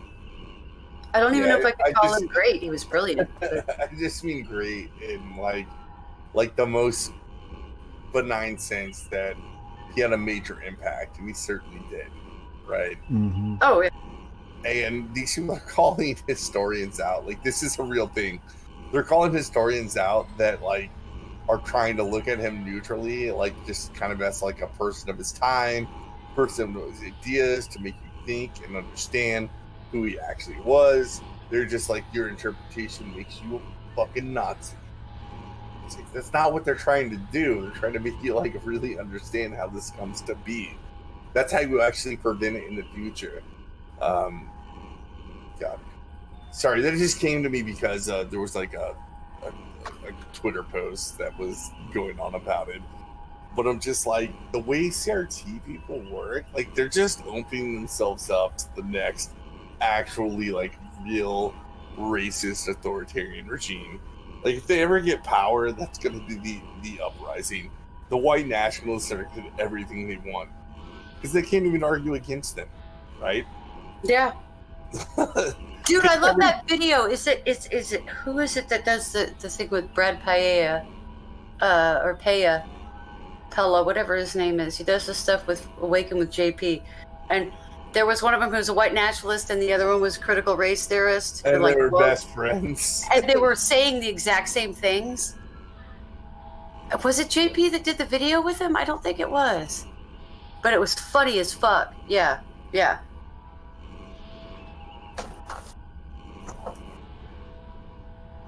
don't know. Let's get through the rest of this article and then decide what we want to do for the rest of the night.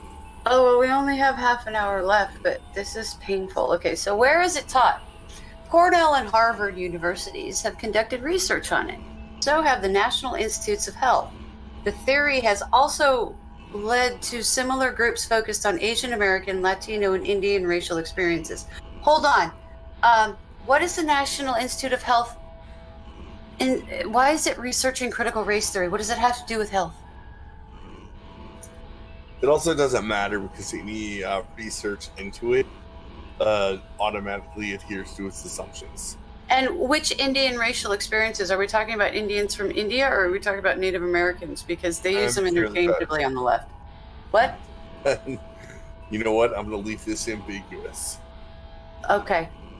Because the left uses them interchangeably. They don't give a shit. Whatever they can. Yeah, okay, anyway.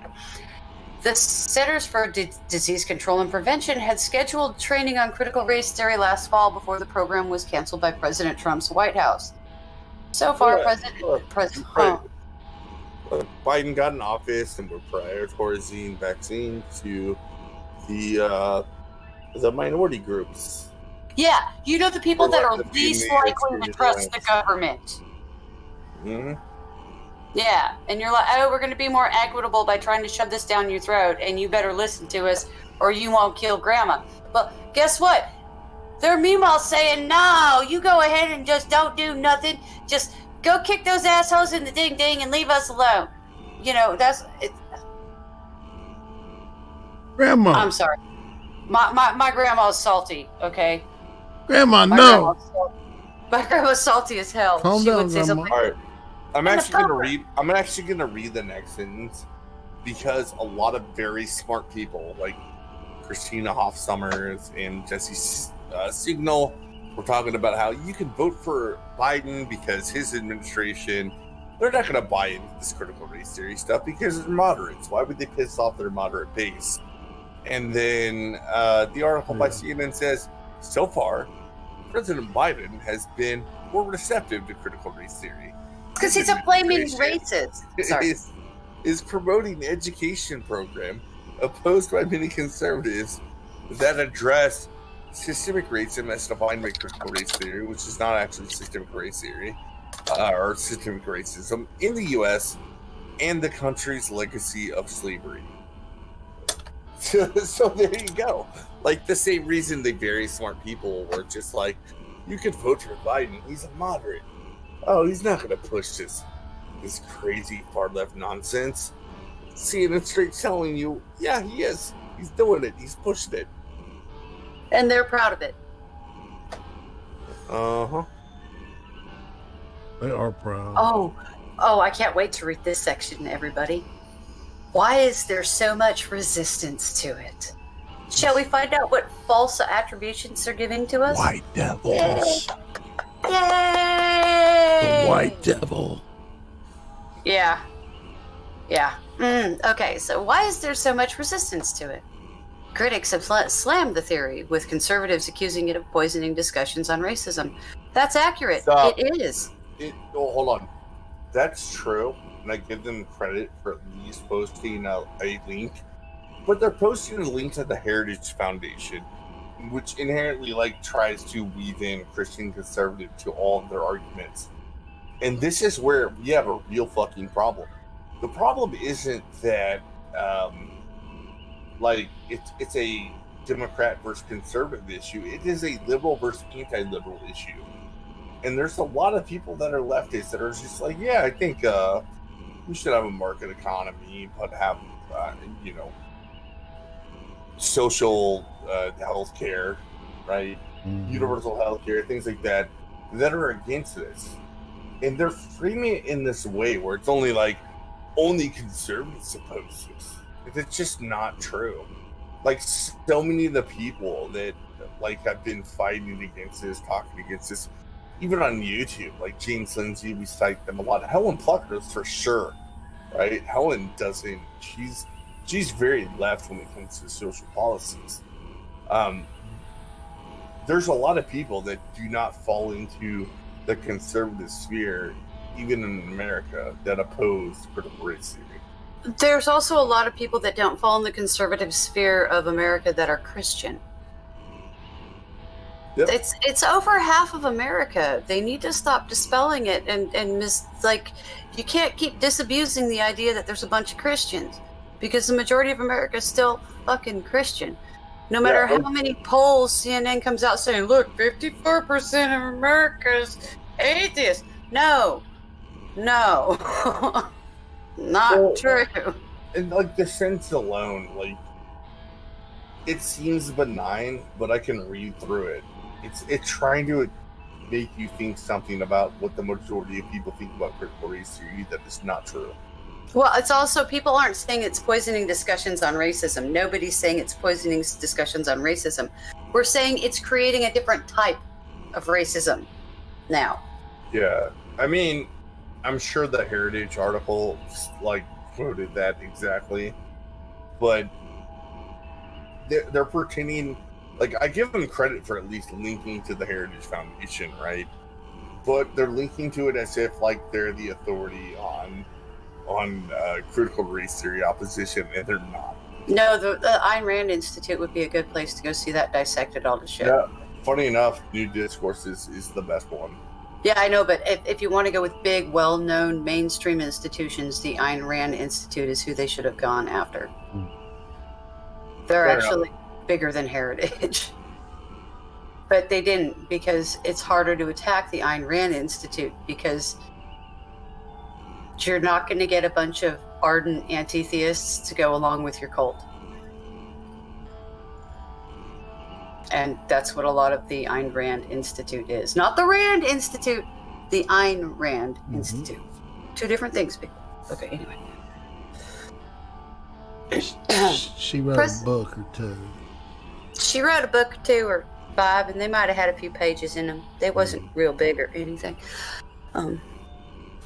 President Trump opposed the teaching of the 1619 Project in schools and banned federal agencies from conducting racial sensitivity training related to critical race theory. His administration called it divisive anti-American propaganda. That is accurate. So there's actually a lie in there. I'm saying that it was divisive and anti-American, but yeah, the lie is they said racial sensitivity training. It's not racial sensitivity training. Trump never banned that. He never used those words, saying like we can't do that. No. Let's say CNN injected that into the sentence to make it sound like it was a bad thing. To isolate it, right? Well, yeah, they changed it so that they could make it look like Trump was just attacking people for the sake of attacking them. Yep. Like, Trump never said anything about racial sensitivity training when he banned critical race theory. Never said that. They added that to the text to make you think Trump was just racially insensitive. Well, yeah, that's the insinuation is that Trump is just racially insensitive. Yeah. And he didn't ban them from conducting racial sensitivity training. He banned them from conducting struggle sessions that CRT does, because that's the one thing they aren't talking about is how that they proselytize this shit to other people. Well, because we also already talked about this, right? Yeah. Like Trump in the debate, like he couldn't have possibly gave like a good response, like explaining all the reasons why this should be opposed, because they purposely overcomplicate things, right? Well, they make it this giant onion to peel, which we do on the stream, which I will never be like. Someone said to Let's Be Frank when I was on his stream. The reason I pay attention to all this is they have two options to accuse you of disagreeing with critical race theory. They can call you a racist, which I'm fine with at this point, or they can say you don't understand. But I understand it just fine. That's right. You're not ignorant. You know, you're not dumb. No. You fully understand it, and it's bullshit. Mm-hmm. All right, so let's finish this motherfucker out. Yeah. Okay, sorry, I was. Come on, button work. There we go. Okay. Students in our universities are inundated with critical race theory. This is a Marxist doctrine holding that America is a wicked and racist nation, that even young children are complicit in oppression, and that our society must be radically transformed. Every single word there is accurate. Yep. I actually can't even subtract context because it's just true. No, and that was something Trump said, so. Yeah, Critical. there's nothing inaccurate about that statement at all. No, it's 100%. In fact, it's probably one of the best distillations of critical race theory I've heard in a while, was Trump's distillation. I really do. When he did the speech, not during the debates, but the speech about the ban, it was some of the best distillation I have heard from any political speaker as to how dangerous this stuff is. It really was, because he didn't mince the words that a lot of the other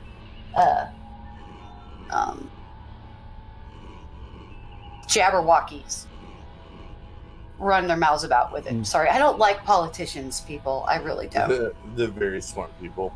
They're feces with teeth. Get over it. That's why I call them Jabberwockies. That's right. I love just using the term "very smart people" as a broad pejorative for anybody that doesn't understand how bad the critical Zappa race theory approach. actually is. Too overeducated people. That's Yeah. Mitt Romney is a very smart person. Very smart. S-M-R-T! Anyway, critical race theory is being forced into our children's schools. It's being imposed into workplace trainings, and it's being deployed to rip apart friends, neighbors, and families. Another statement of truth from Trump. It is. But Crenshaw notes that merely acknowledging the nation's history of racism has long been vilified as unpatriotic and anti-American. No, actually, it hasn't. We've already addressed this. That's a total. Yeah. She's stating the opposite of what's actually happened in America. We addressed our history of racism, and then we had a 400% increase in mixed race people being created and put onto this planet. Well, not so much as that. Like, our entire fucking lifetime, we've been taught to judge people as individuals. If you want acknowledge their race, de-emphasize the importance of the people's colors of skin. Well, okay, Like, and I'm saying one of the most verifiable ways to measure racism would be how many mixed race people are in your interracial or your mixed race society. Yep. Because the interracial relationships shows integration, or not integration, what's the word I'm looking for? Integration It is is actually integration. not a bad word. It's cultural integration, right? Yes, that's what I'm looking for. And you don't look at a person as a person of a different skin color, but you look at a person as a person of the same culture for you, and you guys get married and you have kids, and you raise them to be in the same culture that you believed in. Yes, and you have way too many people that are mixed race that all believe in the same culture that aren't going to buy into this, because this ideology is 50 years too late. There's too much physical evidence in front of everyone for this to keep working. Well, yeah, we've talked about this before, right? Many people of different races disagree with critical race theory. There's very smart thinkers like Thomas Sowell. The younger ones are like Coleman Hughes, but they call them Uncle Toms, right? Like, it's amazing how the critical race theorists call the people that disagree with him that are minorities racist under that entire idea of false consciousness. Okay.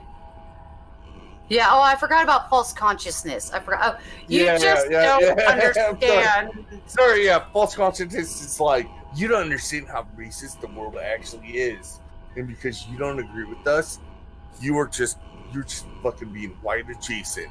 You're upholding white supremacy by not agreeing with us critical theorists. False consciousness is a euphemism for stupid. Mm-hmm. Just remember that, y'all. So when they say it, go ahead and use it on them, because it's a euphemism for stupid. Well, they don't actually ever say the word false consciousness, but they absolutely do attack well, they do sometimes, but they more than likely they'll attack any person that is a minority that is trying to disagree with the critical theorist.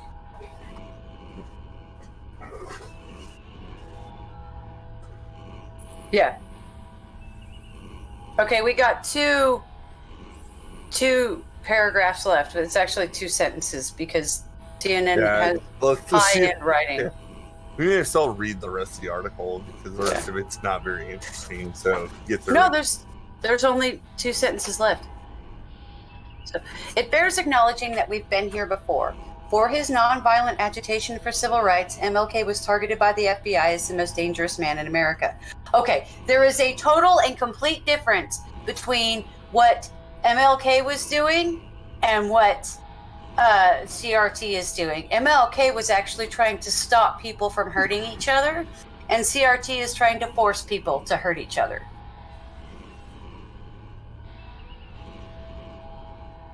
Yeah, I mean, I don't disagree.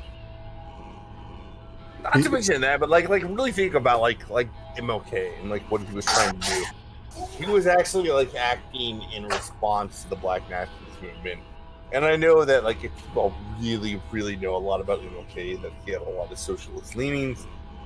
Like at the end of the day, like he really meant it, where he's like, black kids and white kids should be playing together. And he says the exact opposite. Like we've had articles on the stream where people were talking about, I don't let my kid play with white kids because it's dangerous. Oh my god. Yeah, I actually did a story on that. I did a video on something like that back when I still had the ability to edit. If nobody joins, we'll just end the stream. But I think people have things to say.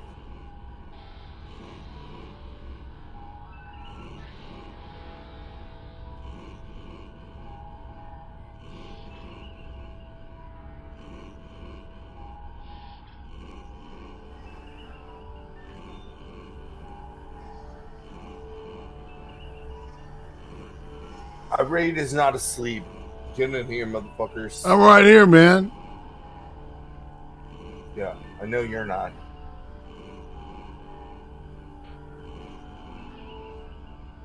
It's amazing the one time we're just like, stream's open. Come in. Nobody wants to join. But like there's been several times where like, hey, we want people to join the stream. And they're like, oh yeah, they will totally be there. And they're lining up en masse.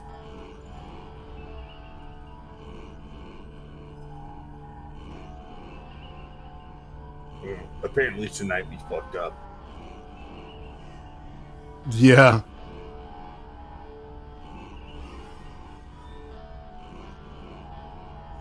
I don't know. I'll give it a few moments. I think, God, this was actually kind of a cool stream. Oh, we have an MC in the green room. Sweet. What up, MC? Hey, how's it going? Groovy, dude. How you doing? Hi, MC. Long time no talk, dude. Yes, very much so. Let me lower my headphones here because my ears are. I'm now experiencing what most people experience when they listen to my channel. Sorry. No, it's my fault for doing this. Okay, I'm set now. Now with this critical race theory crap, all right, people don't realize just how long it's been going. All right. And, I mean, I do, but I agree most people don't. That's actually why we've been doing this stream on Saturdays. The U.S. military was putting this crap out, right, in the 1980s, right, where they were telling people, they were literally telling people, the EO people, right, you know, the equal opportunity people that they had assigned, were literally having slides telling people, if you're a minority, it's impossible for you to be a racist. Okay? They were justifying this crap time and time and time again. And it hasn't made things better, obviously.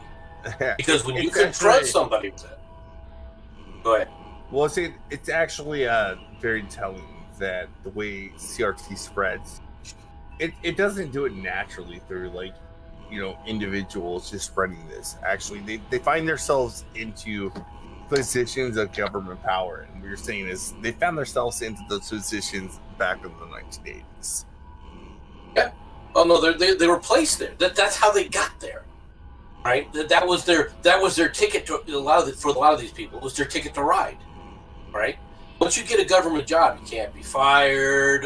You don't have to really have any kind of productivity. How do you measure their productivity? Well, you don't really. You know what I mean? Their productivity is whatever they claim it is, right? So, what's amazing about that is, like, even the private sector, once a company accepts this and they get people that are executives for diversity, equity, inclusion, and they have a department for it, you can't fire those people because they're just going to accuse you of being racist if you do. Oh, exactly. Once you capitulate, right? Then you run that slide where everything is erased, and everything that's told, everything that's said, then becomes somewhere on the spectrum of either racism, homophobia, misogyny, right? When I was, and you could see it. Okay, now I was in for 14 years, right? And then I left, and then the Army sent me back. I got a nice little letter from George Bush saying, pursuant to presidential directive, you ordered back on active duty, sent over to go play in the sand, right? But I can tell you right now, from when I left to when I came back in, it's night and day. It hasn't made things better. In fact, if it came down to things like sexual harassment, something I never really saw in the first 14 years I'd been in the Army, it was freaking rampant, right? And I'm not exaggerating this. And I would make comments on it to people. They would just kind of like shrug. Yeah, this is how it's always been, and then walk away. And it's like, no, you have taken these things, and because of what you've done, you haven't made things better. You've made things worse. And this is why I got in trouble the other day when I stood up there and made the comment that women in the military are coddled. And I don't mean it in the sense that all the women are can't do the job and they aren't doing this. That's not it.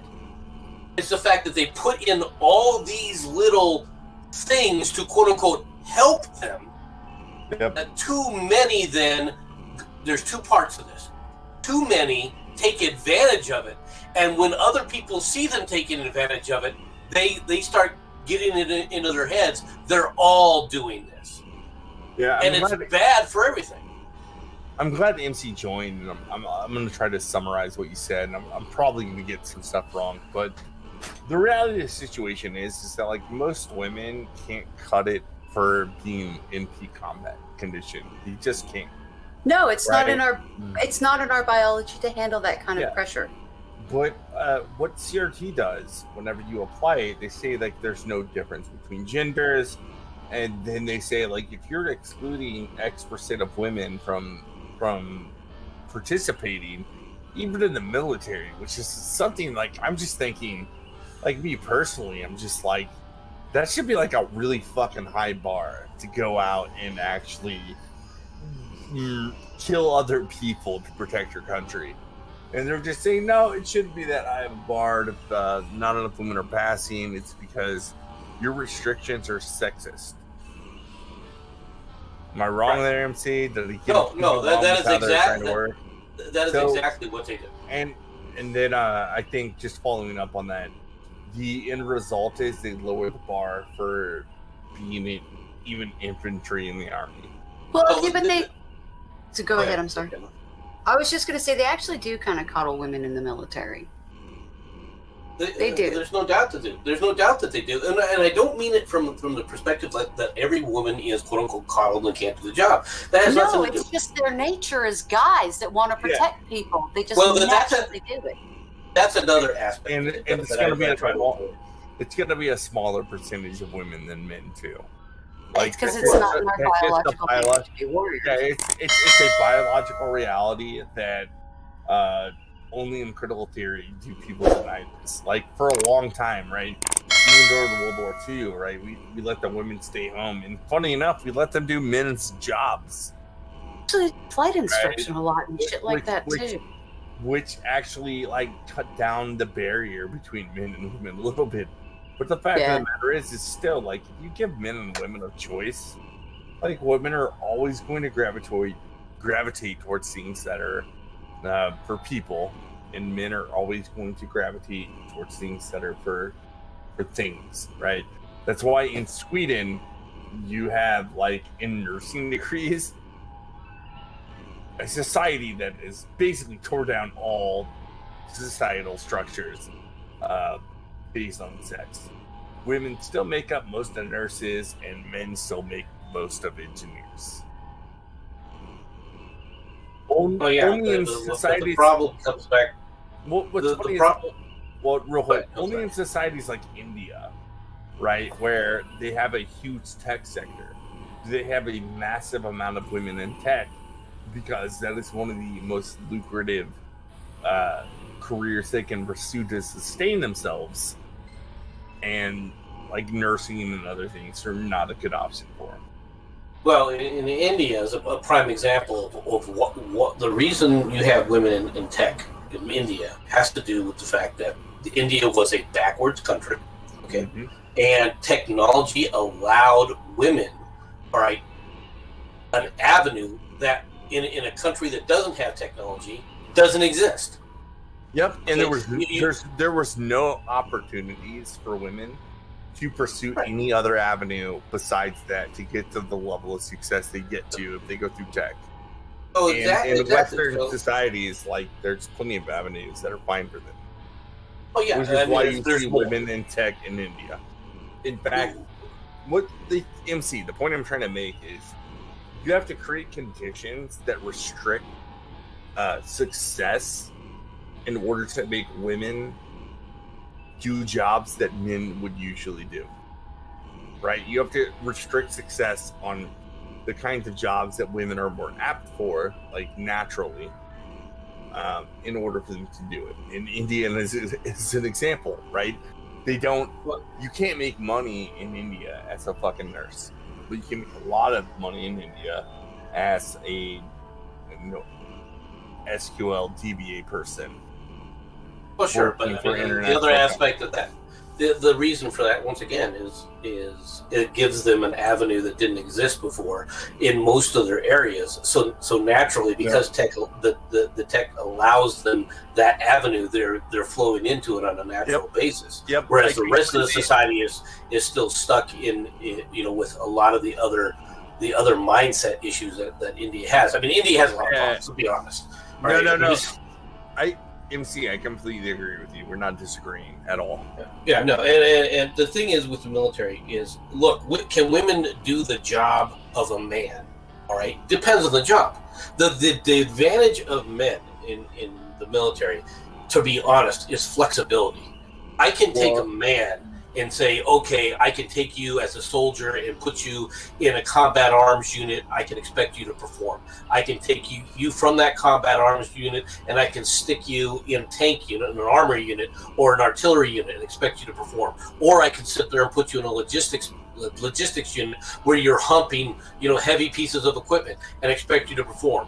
I could make you a mechanic and I can expect you to perform. When, however, you add women to that mix, you run into the fact that the military still functions, all right, from physical ability. And I'm talking about strength more than anything else. You cannot expect a woman and say, well, she can be in an armor unit. Really? How is it if the tank gets hit, all right, in the tread, and you have to replace the tread? How effective is that woman going to be when a section of that tread weighs as much as she does? You can't do that then. So then what do? Well, then you have to it went from, like I was trying to explain to somebody one time. Something when I first came in the Army was I was expected to lift 80 pounds above my head to put it on a shelf. That same 80 pounds went from me expecting to be able to lift it over my head by myself to a 2-man lift, all right, to a 3-person lift, all to accommodate the fact that most women couldn't meet that standard. Yep. It's like 90% can't. You know why? They're not physically built that way. They aren't big enough. They just aren't big enough. Exactly. You're not physically capable of doing it. Now, as far as women in combat, and there have been a lot of studies. People don't even realize this. There have been a lot of studies about women in combat, and there's 2 main modern time frames where they had intermixed women-male combat units, right? And that was the Soviet Union during World War II, right? And the Israelis during the early part of the combat of Israel. Neither one of them actually have mixed units anymore, and there's a reason for it, right? And it's one of the things that you were mentioning earlier. When you have intermixed units, guys tend to be very protective of women, and it lowers their aggressive combat efficiency because it makes it more difficult, right? Because there is a natural protective aspect to that. And for women in that same role, it's even worse because, especially when they're in a command position, because the people under them are not subordinates; they are her children. Yeah, and that mentality overlays things, and it makes it very difficult. Where women excel, right, in a combat environment is in the defense. When they're protecting something, they are hellions. Right? Logistics. Well, yeah, MC, I gotta stop you because I know you can go forever. Actually, it's funny enough, MC, if you want to talk with me specifically, I'm free for the rest of the night. But however, we've been going on for 2 hours. Thank you for joining. Like, we actually, MC, you don't know it, but we were just like, we'll do 20 minutes for call-ins. Guess how long you talked? Well, yeah, I apologize. 20 minutes. No, MC. Yeah, thank you. Like, a lot of what you're talking about actually plays into what we said about how they're trying to make this illusion that, like, biological sex doesn't matter. And you're just like, just look at the fucking military, bro. Like, it matters a lot. Actually, MC, I would like to. I was wondering if maybe at some point you and I could do a stream where I ask a bunch of questions as a military mom who had a son in intelligence, so I don't really know much about his military experience because he couldn't tell me. In fact, he still can't tell me. Is there a time or a way that maybe you and I can do a stream where we kind of do like a Q&A so people can get a better understanding of like military culture, how it affects you when you get out? And sure. I would be more than willing to do that. On the weekends, are probably the easiest, though. Yeah, for me too. Weekdays are rough. Carl does 12-hour days now, so. Yeah. 12-hour days are no joke. I mean, I've had enough of those in my life. No joke. But yeah, the weekends would work. Yeah, I mean, if you want to set something up for like within the next couple of weeks, that's fine. Awesome. That would be awesome. We'll shoot for a Sunday. I will hit you up probably in the evening time tomorrow, or Monday. Probably Monday. Actually, tomorrow's Mother's Day. I totally forgot. You forgot Mother's Day? Oh no! To be honest, I forgot Mother's Day too in a different manner. I thought it was last week, so I gave my wife all her presents last week. Oops. And she looked at me. Are you stupid? Well, yeah, it's one of those things. Maybe kind of a little, but please don't hold it against me, dear. I still love you. She was like, she didn't know what to do. She was like, well, he kind of remembered. It's the thought that counts. Yeah, especially the thought that, I married a dumbass. Oh, God, how do I live with this? Anyway, sorry. Yes.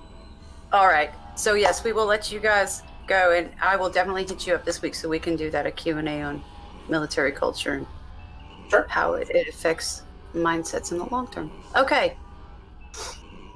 Other than that, what are we doing for closing out? I don't know, I might do an after stream, I might not on my channel. If you don't know how to get to my channel, I'll just type a whole bunch of characters and you can click on the 3 dots next to my name and get to my channel. I actually don't even know if I'm going to, probably not, but like, subscribe to me just in case.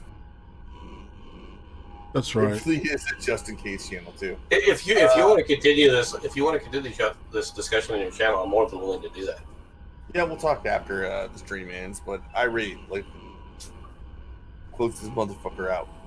All right. Well, this is Ari Prostate, and tomorrow, for the ice cream interview, I will be talking with Errant Bell.